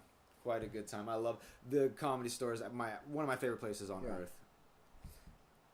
Yeah, I think so. Oh, who's your favorite LA comic? You told me about Andre. Andre, Joshua Hart, another LA favorite one. God damn it. It's going to be Quincy Jones. Quincy Jones. It's different with Quincy Jones because no offense to Quincy Jones. I love Quincy Johnson. I believe that Quincy Johnson is one of the hardest working people I've ever met in my life. He will work a motherfucker 9 times out of 10. He will outwork you. Yeah. There's no competing with that guy. I feel like that's a fair assessment. Yeah, Quincy Johnson's like the nerdy version of Chris Rock. Like he has it. But Quincy Jones. When did Chris Rock become cool? He's cool. All right. No, Quincy Jones is extremely talented and he knows it, but he just doesn't give a fuck. He knows half the appeal, though. Yes, right? That's what it is. No, like he's got this cool approach to it where he has there's no organization with him, and he'll go into a bit and he doesn't think he's getting the reaction he wants. Fuck that one, and he'll go to the next one, and it's funny, and people who have seen, all my friends and family have seen Quincy Jones are like, that guy's funny. Yeah. I don't know what it is, but the other Quincy was great. But this one it was weird because I had a special connection towards him. Like, he's, whatever it is, like that, he's got it. But he doesn't give a fuck. He's so, like, whatever about it. But I know he doesn't get booked as much as the other Quincy does. And he doesn't, and I think, like, he's just, doesn't have Quincy L. Johnson 2, he hosts a couple shows and stuff, and I think that makes the difference because anytime you're hosting, you run the risk of somebody saying, "Hey, come to my show. You host Tuesdays, come out to my Thursday," and it's kind of snowballs from that. I mean, a good portion of comedy is just being the right person in the right place. Yeah. It really is. They're extremely intelligent too. Fuck, for their own sake, they're so smart. I'm so super glad there's not another comedian in our group called Blane, because then we'd be talking about which one of us is funnier. Oh, Blane. Oh, the handsome one. I don't know. The handsome one. Anybody who has the audacity to name their son Blane, you better hope to God in heaven that he comes out halfway good looking because you already screwed him with. Thanks, Mom. Thanks. I want to finish this. The reason people ask me all the time why I started the open mic at La Dolce Vita, and Leo and I had this really heart-to-heart conversation about it. I know what it's this like. This is what I wanted to close on, by the way. Cool. So, all right, Okay, don't cool. look at my notes. All right. I created La Dolce Vita. It's a different format for an open mic than the typical open mic. You go to an open mic, you get 5 to 7 minutes, and that's it. You get the fuck off the stage and you move on. Yeah. I wanted to create something where if an LA comedian wants to come out, I will give them up to 20 minutes if they want it. The very serious comedians who are dedicated to their work will make the trip. Yeah. It's not that far. Yeah. Now, I get a lot of hate. I'm not going to burn people up, but I do get a lot of hate messages saying, like, you're an idiot for doing stuff like that. Why would you do that? Locally or? No, both. Really? Yeah. I'm not burning people out, but I do get a lot of people are resistant to change. Yeah. They don't like the idea of, like, why would you give people 20 minutes? Like, Yeah. That's stupid. It's an open mic. Why don't you just make it a feature show? I said, no, look, I know what it's like traveling to LA, driving 45, 50 minutes to LA. Yeah. For doing 3 minutes at the Comedy Store, doing 3 minutes at the Hollywood Improv. That's being a comedian. Yeah. You drive for 3 hours, wait for 2, and you do 5. Yeah. I know the struggle. What it's like. So I put a call out to people. You come out, I promise you, I will give you the stage time. It's there. All you got to do is show up. And again, the serious ones will come out. And dude, honestly, you have to have some time under your belt to have 20 minutes, man. Yeah. I've got 5, and I'm excited about that. Yeah. I have a solid 5, and I'm excited about that. There's people that message me, or people I assume don't have 20 minutes, or don't or don't want to make the trip, you know. And I tell people, I'm like, oh, can I bring a friend? Yeah, fucking carpool. I'll give you guys all. Please, just show up. You know, I'm not enforcing a drink minimum on anybody. People are gonna drink anyways. They're fucking comedians. Right. Half of them are narcissistic fucking alcoholics anyways. Present. You know, but that's part of it. But the main reason why I did it was because I want to mix. It's for me. Every time I run that mic, I feel like it's two different family reunions coming together. Mm-hmm.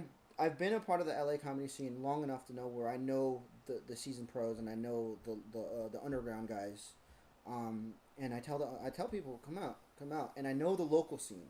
So seeing you guys the local scene mesh with the LA comics is a beautiful thing because the local guys get to see LA comedians without having to travel all the way to LA because it's a different type of comedy. Every comedian's different. Yeah, absolutely. Yeah, and hopefully.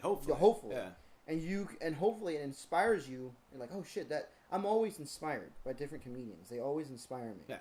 And it inspires me to write a new joke. So it gives you guys, the locals, the exposure to LA comics, and it gives the LA comics room to stretch their comedy legs. Yes. And it's a fun room. Because where else are you going to get 20 minutes to work with? Exactly. And that's half the problem. People are going to be resistant to that because it's like, oh my God. Like, 10 minutes, that's a lot of time. It really is. In hindsight, compared to what's out there and what's available. So if anybody's trying to push past that 10-minute mark, it's going to be kind of hard unless they have more than 10 minutes. Obviously, due to the high demand of LA comics that are coming down, if I hit a certain number of LA comics that roll through, then I'm going to start cutting down. Well, that's just time management. Then obviously I don't want what happened 2 weeks ago where 3 comics just left because people left. There was no one in the audience. I felt really shitty, but at the same time, like that was on me. I wasn't hosting that night, but that was on me. And now I know. I'm like, okay, I got time management better. Yeah. Yeah, and it's trial and error, and it's typical trial and error. But that's the main reason why I want to do that. I want to bring the LA comics down here to work with people who they've never seen before, and the Ventura people to not only work on their bits but also see what it's like. It's different. Yeah. Different people, and you mix them together and you stir the pot, and that's a different type of show. Does it bother me that more there's more LA comics than locals at my shows? No. Because 9 times out of 10, like there's one night where I had 15 LA comics and like 3 or 4 locals.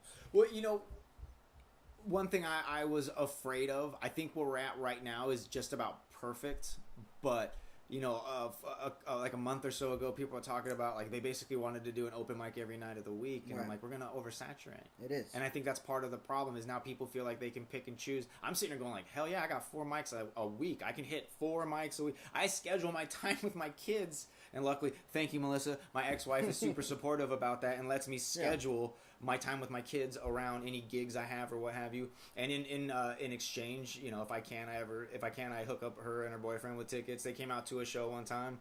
What was it? I think it was Kel Mitchell. Yeah, Kel Mitchell. Okay. So and that was a good show to bring them out to because I don't really know her boyfriend's sense of humor, but I'm gonna assume it's not as foul as mine or hers. Maybe I don't know. Yeah, I wouldn't know what to do with too many more. I mean, I think 4 nights a week is great. The rest of the night you should be doing, working on your bits. Or hanging out with your family. I encourage people. I encourage. I'm a big family guy myself, and so I don't want people who are running the mics to think that I'm just going to my shows. I have things in the works that I'm not really allowed to talk about that are happening when it comes to the sketch comedy stuff. Yeah. That I need to focus my attention on. Am I going to be hosting La Dolce Vita a year or 2 from now? I don't know. Because I don't know where this is going. But I'm working on it, and this is why I'm doing what I'm doing. But I wanted to create an opportunity for Oxnard to... Because there's nothing happening in Oxnard. Not at all. It's an untapped market. And if you can connect with the... I don't want to say Hispanic. I hate that word. I'll just say Mexican. I hate the word Hispanic. I fucking hate it. Too. It was made up by the Nixon administration, by the way. It literally was made up by the to lump all Spanish-speaking people into one. That's why I hate that word. But Mexican, when you can connect to the Mexican market with comedy, like with Carlos Mencia, that's a both good and bad example because he wasn't even Mexican and he connected. And I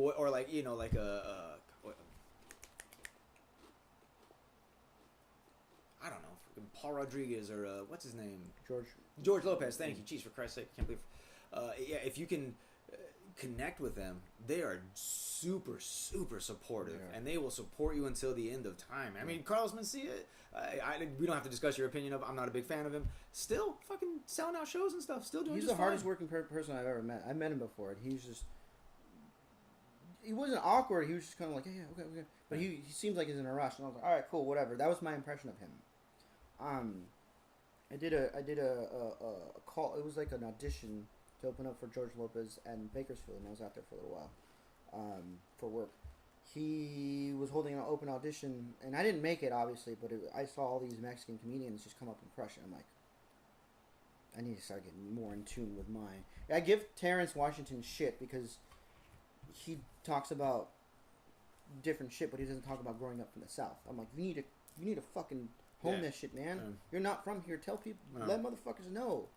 And the same thing with me. I need to start talking about my personal thing instead of the whole girlfriend bit.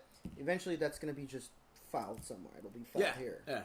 And I got to start working on some new stuff. But I know where I lie. I need to start working on some stuff about my past, just being a Mexican American, living in Oxnard or living in Ventura or staying in LA.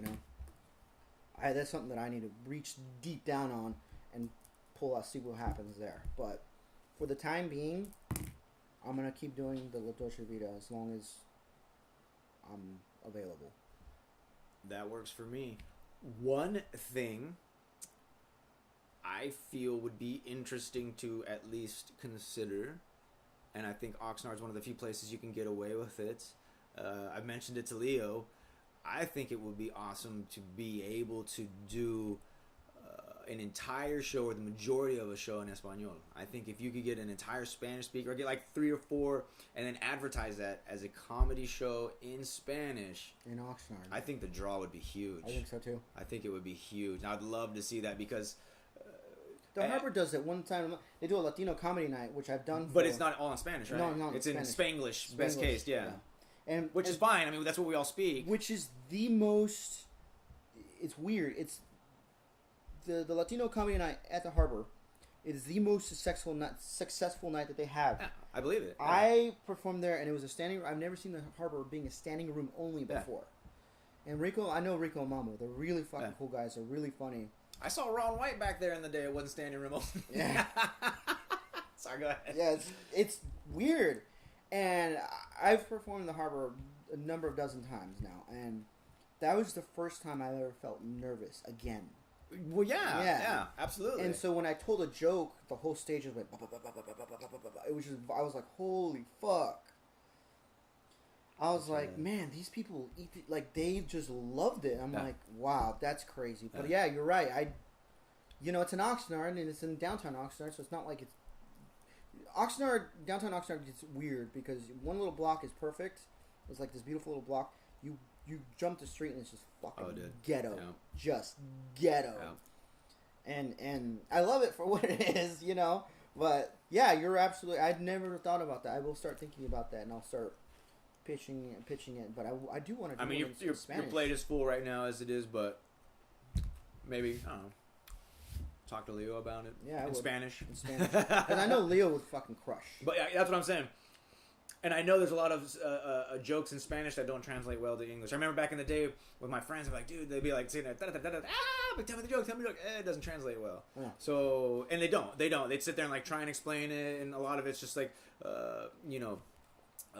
regional dialect or like, slang that I'm not going to get or what have you. And that makes sense, yeah. But like, I'm pretty sure Leo told a couple jokes in Spanish at Dulce, right? Leo likes to feel the audience a little bit. And he'll say something in Spanish, and if he gets a big reaction out of it, he's like, oh, shit, most of these are Latino, Mexican, or whatever. Then he'll start getting into his bit. And I go, of course Leo would crush a la Dolce Vita. Of course he would fucking crush. Of course he fucking would murder it. Why wouldn't he? Yeah, that's his people. And he's like, these are my people. Yeah. And then, once he does that, you can't stop him. Yeah. He's like a quarterback just on a fucking hot streak. To me, especially when you're telling jokes in Spanish, I mean, growing up in Mexican community, I get the gist of what you're saying, and it's just for some reason, man, Spanish just lends itself to jokes. So it just seems even though I don't fully understand it, just the way it's delivered and everything, like I find it funny. Mexicans are the biggest shit talkers you'll ever meet in your life. Very good at telling stories, very animated, a lot of detail and stuff. Yeah, absolutely. Yeah. But of course, actually, the majority of the Spanish I knew for the first couple of years I was speaking Spanish was all chinga tu madre, get tu way, the bare necessities a white boy needs to get by in Oxnard, I think. Coca, turta, marijuana, My mom, somebody had 5 boys, right? And so my mom adopted a 6th one. She didn't adopt him, but he was a little white boy. His name was Richard. And so he hangs out with us, and when I was living with my mom, like, he used to come over to our house, just walk in, go in the fridge, crack open a beer, and just sit with us. And it was like nothing. And so my mom was like, are you hungry? And he's like, yeah. She was like, I made beans. And so he'll come over and like just eat with us. And it was just, he was one of the guys. Yeah. He's very protective too, because, if we do something stupid and my mom pisses my mom, he'll get mad.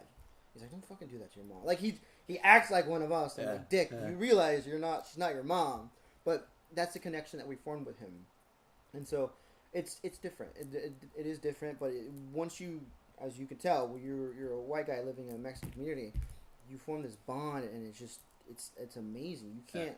It's hard to explain. Well, especially because when I would grow up, I'd go to my friend's house, and his mom would say, "Are you hungry?" And she'd feed me a burrito and some rice and some beans at a minimum.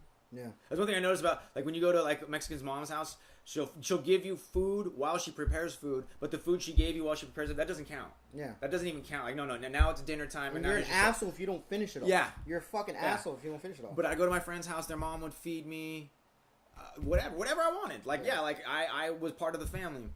And then they'd come over to my house, and my mom would say, I'm not feeding the whole neighborhood. Yeah. I'm like, whoa, wait. Don't these parents have mom? Don't these kids have mom? I mean, no, and I noticed a huge disconnect right there. I'm like, but I like their attitude better. Like, you're kind of a jerk. Yeah, my girlfriend was warned by my family because she hasn't met my grandma. So my grandma and my dad are the last people she has. So my dad's in the East Coast. He's staying. Oh, I didn't know that. Okay. Yeah. So he's in New York right now. All right. And I have a sister that lives in Jersey. So we have family out there, and we have family in Florida. So we have a lot of family in the East Coast. Well, actually, my sister's in Virginia. Sorry. So we have a lot of family in the East Coast. So he's out there for 9-10 months out of the year. And so he'll come, when he comes out, like, we'll hang out and stuff. But, so my girlfriend hasn't met my dad, and she hasn't met my grandma. My grandma lives in Colonial. And so all my aunts and my uncle, like, all my cousins warned Debbie, my girlfriend, about my grandma.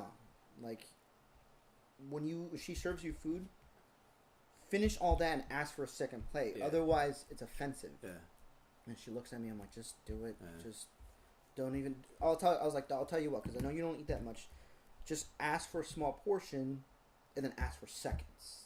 Because if not, then she takes it offensive. She's like, why? I'm like, it's an old school way of living. That's just the way they are, and they don't think that you appreciate their food as a sign of disrespect. Well, even if you say no, they're still making it for you. Yeah, they're still making it for you. And yeah. Yeah, I have to. It's a good problem when you have to tell your mom or your grandma, like, enough with the tortillas. Like, that's it. It's enough.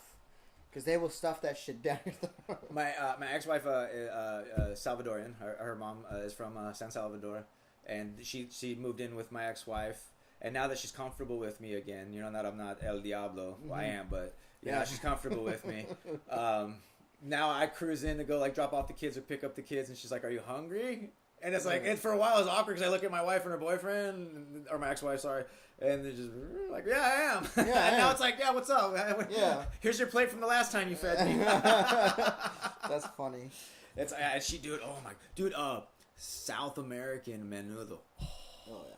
What they do is they take the cow's legs and they slice it like half inch, like the whole leg, and then they boil it to make a broth, and that's, I don't know, I mean, I was grossed out by like, I don't want to know, I don't want to know, but man, it comes out so good. It's so good. It's, you know, menudo is the Mexican, menudo is the Mexican hangover remedy. That's what it is. And so every time I have menudo, it's usually because I got hair of the dog or something like that, but yeah, Mexicans eat, to society, like anybody else, they're like, that's fucking gross. You're actually eating like pig's feet, or you're eating pig intestines, and I'm like, you understand, like, once you try it, it's different. Just get it out of your mind, and once you try it, it's like, oh, fuck. Well, yeah.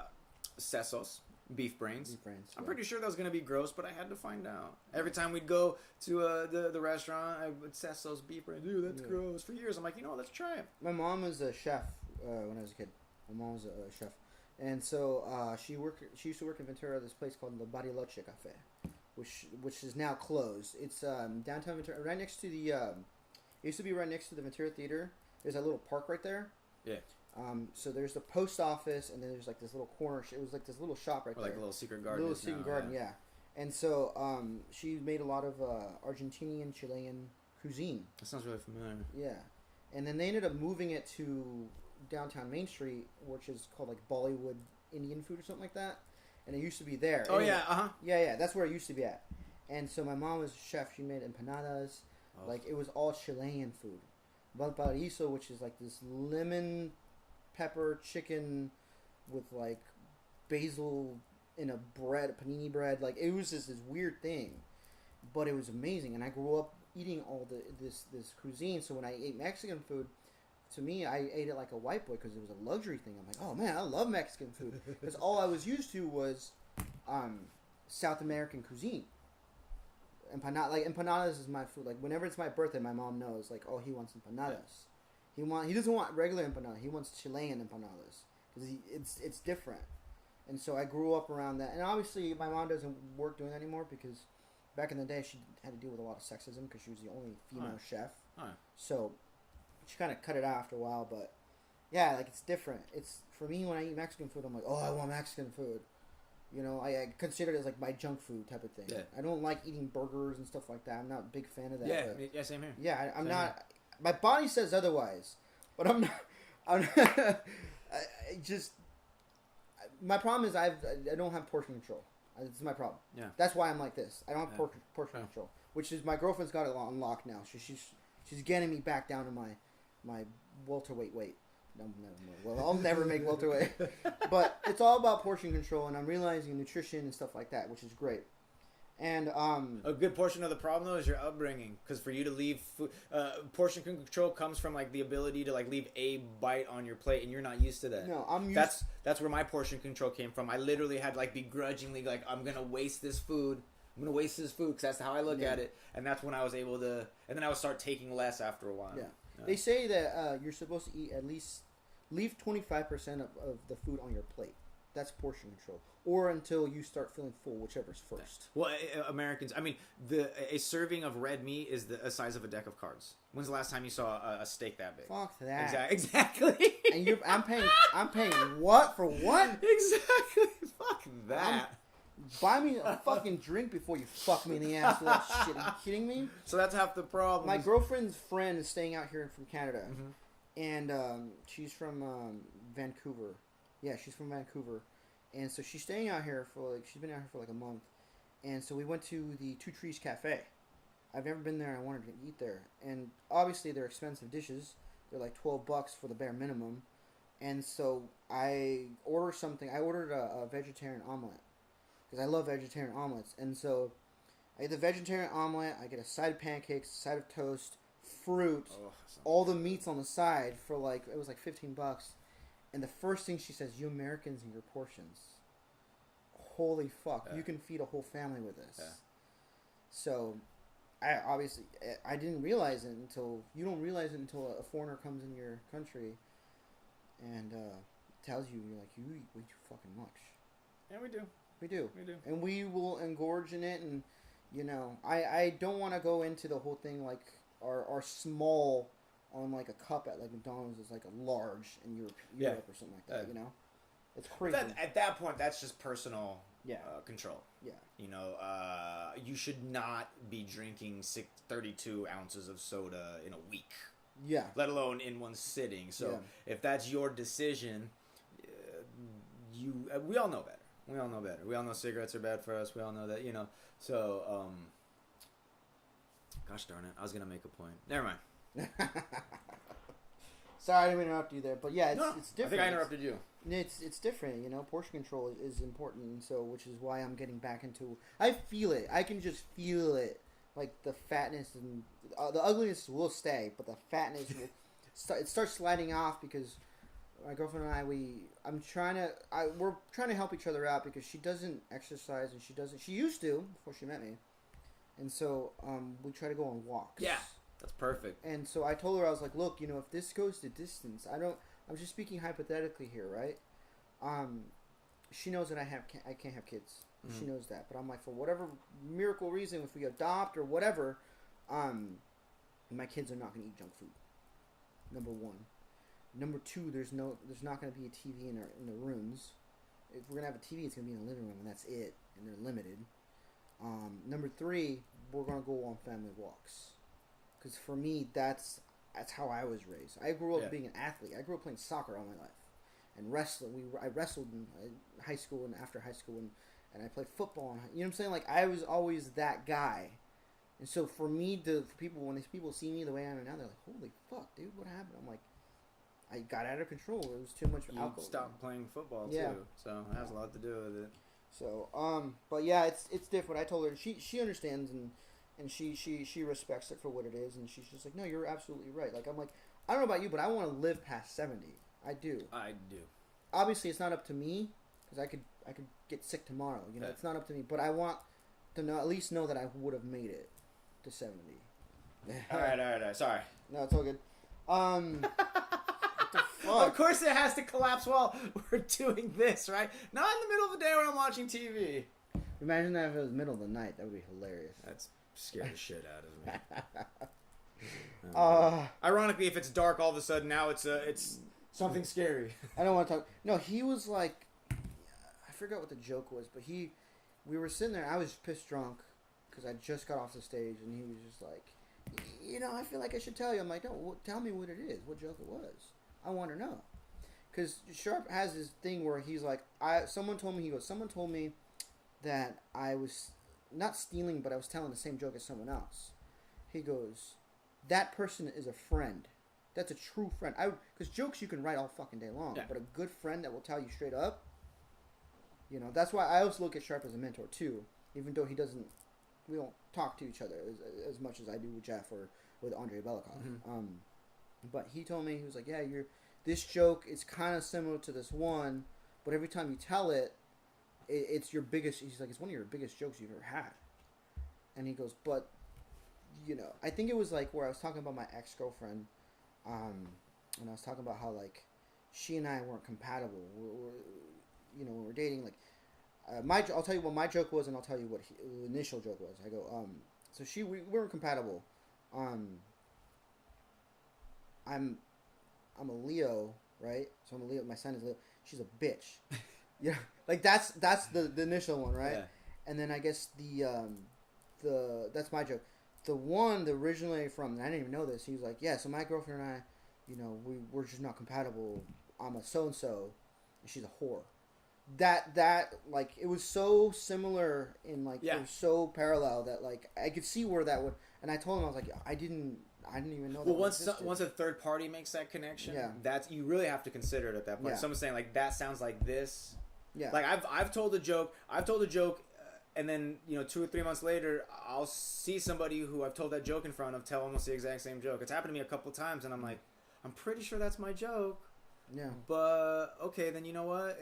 I'll just go ahead and that pushes me to like, okay, you know what? I just got to come harder. I got to come with something funnier. And if it's just a pure coincidence that person and I wrote the same joke, then I got to do better than that. It's coincidence. Sometimes it's coincidence, but sometimes parallel thought was a parallel. Yeah. Yeah, it's a parallel thing, and that's what, after that I was shocked. I was like, fuck, that's one of because it leads up to one of my darkest jokes, so it leads up to it, and I'm like, he's like, just trim that part out. After that, I never told that joke ever again, and I was like, wow. Yeah. But I thanked Sharp, and I was like, dude, thank you so much for telling me that. Like, I wouldn't even... He's like, no, you get a good reaction. He's like, but I don't feel like it's well-deserved. Yeah.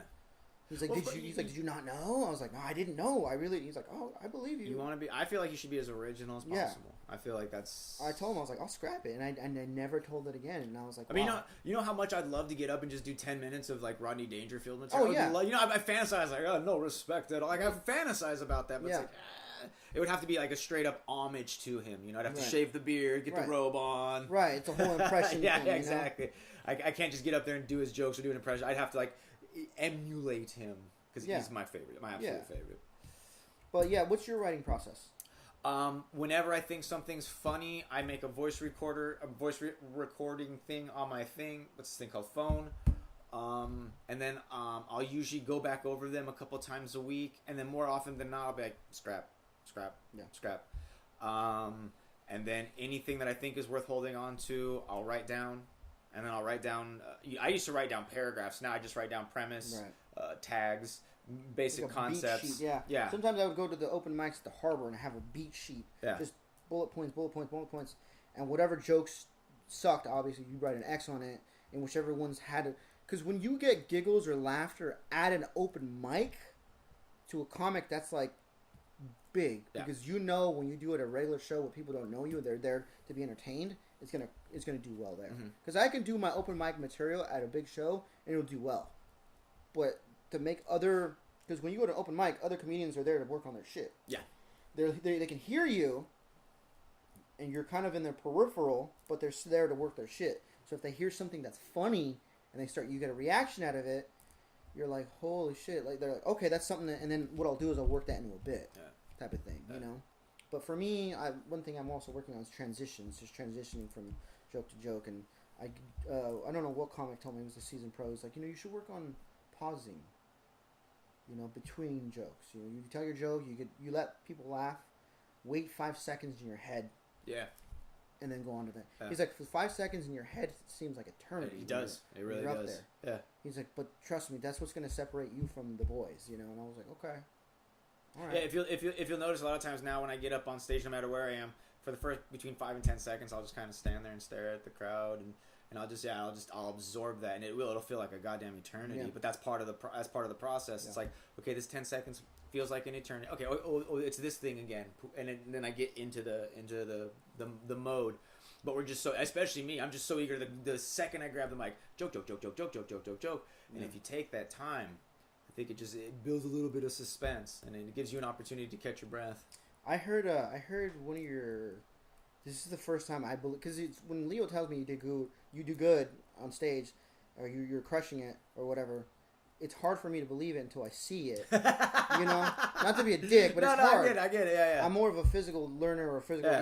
It's got to be. No, I totally understand. Yeah. And so when we were at Leo's place, and he was like, "Oh, Laramie uploaded his set." I think it was the night you asked me if you could record my set.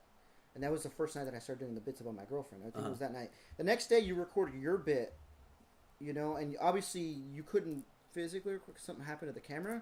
I think the GoPro died. And so you got audio out of it. And so it was the first night of the Proving Grounds, right? And so the next day you uploaded your set, but it was only a bit of your set. It was like the first half or so. But it was just audio. You're looking at me like I'm fucking crazy. No, it was you couldn't record it. Something happened. I think your GoPro died or something. Yeah, that sounds about right. I'm pretty sure you recorded. I think it was the Father's Day show actually. Yeah. Okay. What happened was, I will never forget this. I will take this to the grave with me. That was the day that I was convinced. I was like, this guy's serious.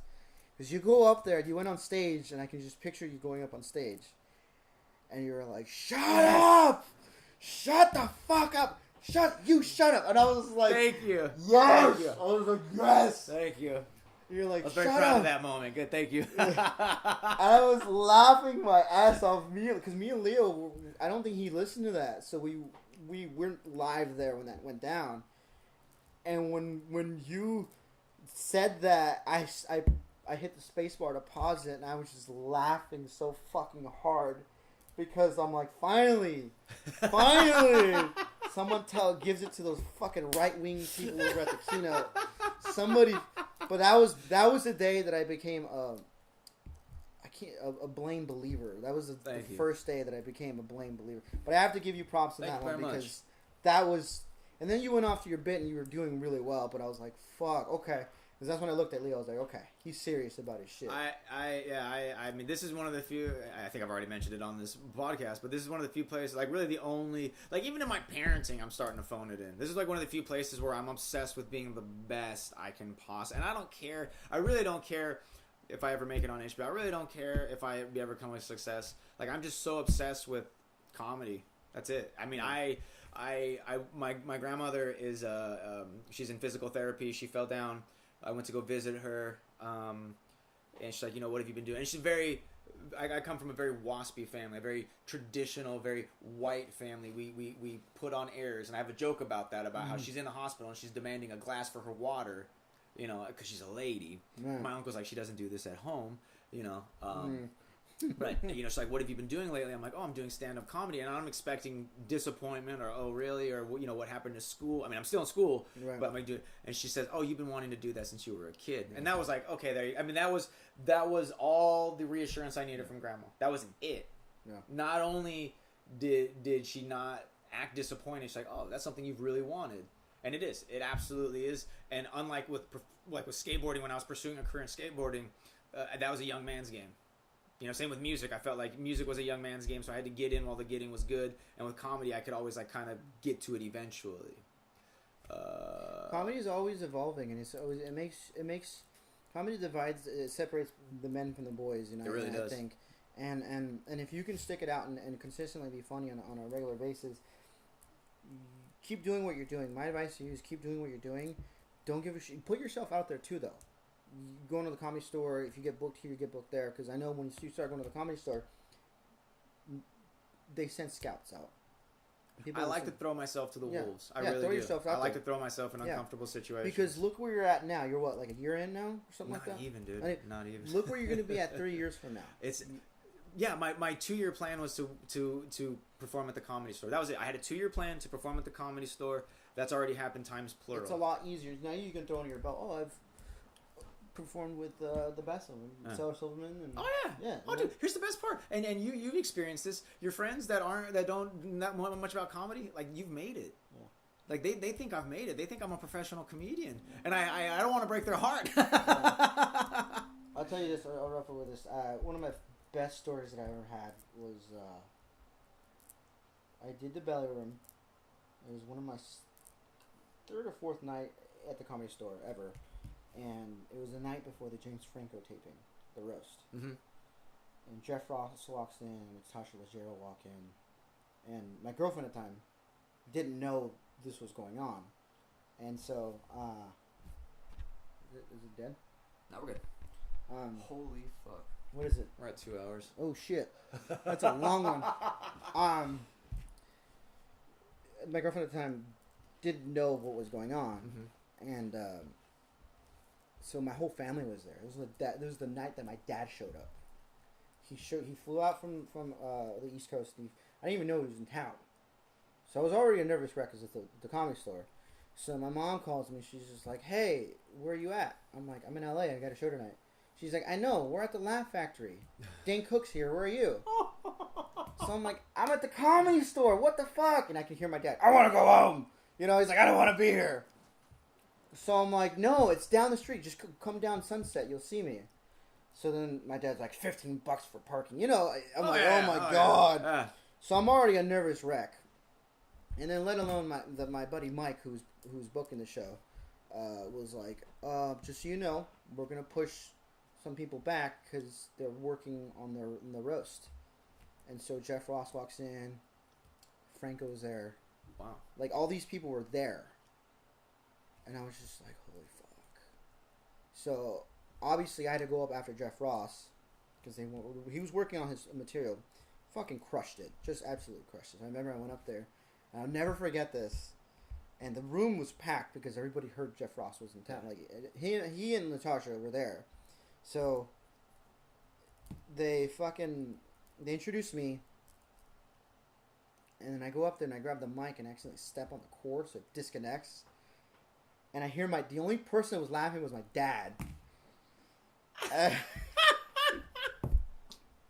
My dad was just cracking up and I was like, oh. And you hear Jeff Ross go, you know, like it was like, oh man. So I go up there and I'm trying to do my bit. I'm trying to keep my composure. And after Ross was like, that was really good. How long you been doing this for? I was like, 3 months. He's like, nah, you'll be fine. Keep going at it. He's like, that was pretty funny though. I will never forget that. I will take that to the grave with me. But I was like, holy fuck. That's an awesome story. And you reminded me of, I opened up for Darren the Party Starter Carter, downtown Ventura. I happened to run into him about 3 weeks later at the Improv.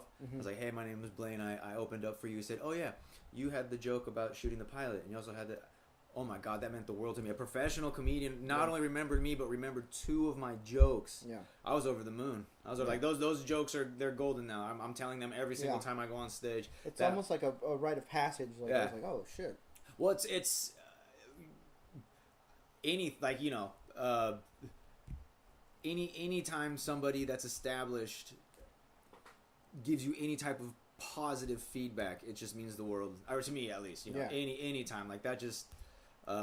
Anytime anybody who's making money doing comedy in any way, shape, or form compliments me, I take it very seriously. Even if they're just being polite, I'm like, oh my God, like, yeah. And Jeff Ross, the roast master general, that's quite a... That was a big one for me. That was, I think, he kind of was like, keep your head up, kid, type of thing, you know? And I'll take it for what it is. The guy's a fucking genius, man. That guy. 3 months in, you could have sent me home crying. Yeah, 3 months in, you could have sent me home crying. I could have not been doing this here. I could have just. That was that point where I was at a vulnerable state, and nobody could have helped me in that. Nobody could have pulled me out of that. And he was just like, "You did all right. Don't worry." He's like, "Just keep doing it." And I was like, "Fuck, that was great." What motivates you? What motivates you to keep doing what you're doing? Dude, I don't know. I have a, God, this is going to sound so cheesy. Like, I spent the first 30 years of my life being very self-absorbed and self-centered. And I feel like comedy is one of the few places where I can give something back. I feel like making people laugh is my way of making this world a better place. I'm a bleeding heart. I want to feed the world. I want to, world peace and provide clean drinking water and stop domestic violence and stop homicide and all that fun stuff, but the one thing that seems to be in control that I can control is making people laugh, and the joy I get out of a laugh, especially when it comes to like laughing at tragedy, like Jerry Seinfeld, he coined it beautifully. I think it was Jerry. I'll just give him the credit anyway. Laughing at tragedy gives us a temporary power over that tragedy. Yeah. And I grew up in a very traumatic environment. So to be able to lift people out of their quagmire, out of their, the bills and the kids and this relationship isn't working out. Even for a temporary time. For that split second, yeah. So we have the same goal in mind then. Yeah. The same reason why we're doing it. I'm just upset. I'm upset. And that's why I'm throwing I'll throw I should stop at like 2 or 3 lines, but I'll go 4 or 5 just to make sure I've exhausted every possible way of making you laugh. Like that's when people say this guy's always on. Yeah. But I just want to make sure I exhaust all opportunities to make you laugh.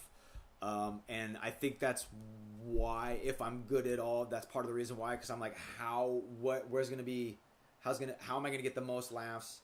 And how am I gonna make these people enjoy themselves? Yeah. I guess. Look at that. Blane Laramie does have a soul. Oh, dude, it's one of the few. It's I'm a very self-absorbed person. I think you have to be a comedian. You have to be a very self-absorbed person. Yeah. I mean, think about it.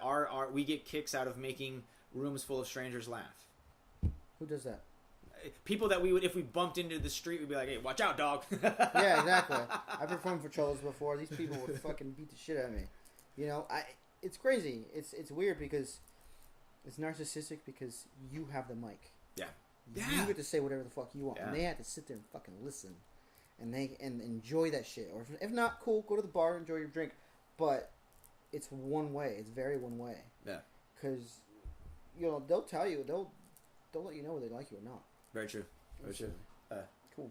And anytime you receive a compliment, definitely take it. Yeah. And understand there's 3 or 4 people who wanted to but didn't. Thursday, I have to say something. Thursday was fire.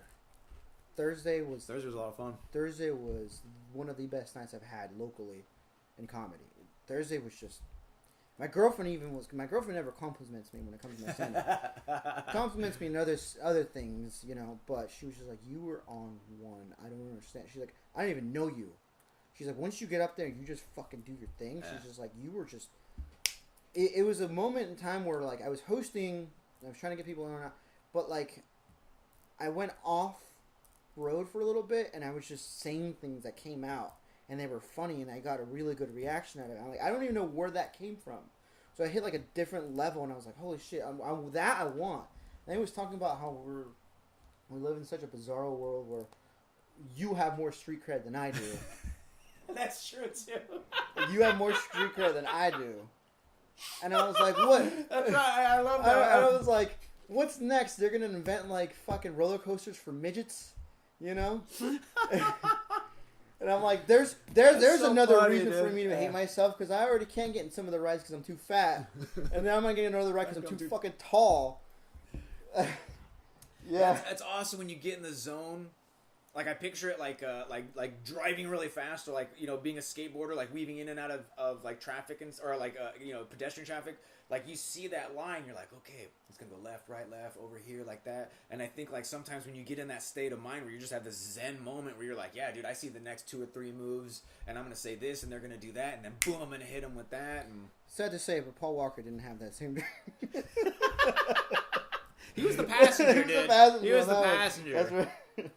Oh man, I gotta wrap it up too. Yeah, let's do that. Wow, you just made me think of James Dean. Thanks, jerk.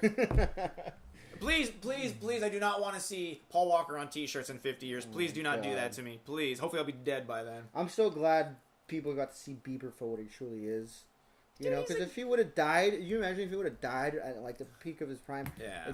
He's a kid. Dude, if you gave me $6 million at 18 and millions of young ladies screaming my name, I'd be a complete douchebag, too. You still do it now for $50, but... That's true. That's true. Just for the sheer pleasure of egging my math teacher's house.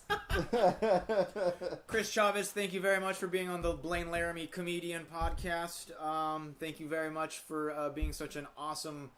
part of the local comedy scene. I definitely consider you a mover and a shaker, so it's an honor to have you on here. Absolutely, it's a pleasure, man. And thank you for doing this. And La Dulce Vita, Thursday nights, Heritage Square, Oxnard, California. It really is a good time. 8 p.m. I guess. Please show up 8 p.m. because people show up like at 9 or 10, but 8. Well, I'm going to be doing the comedy corner. You're a different breed, dude. It doesn't matter with you.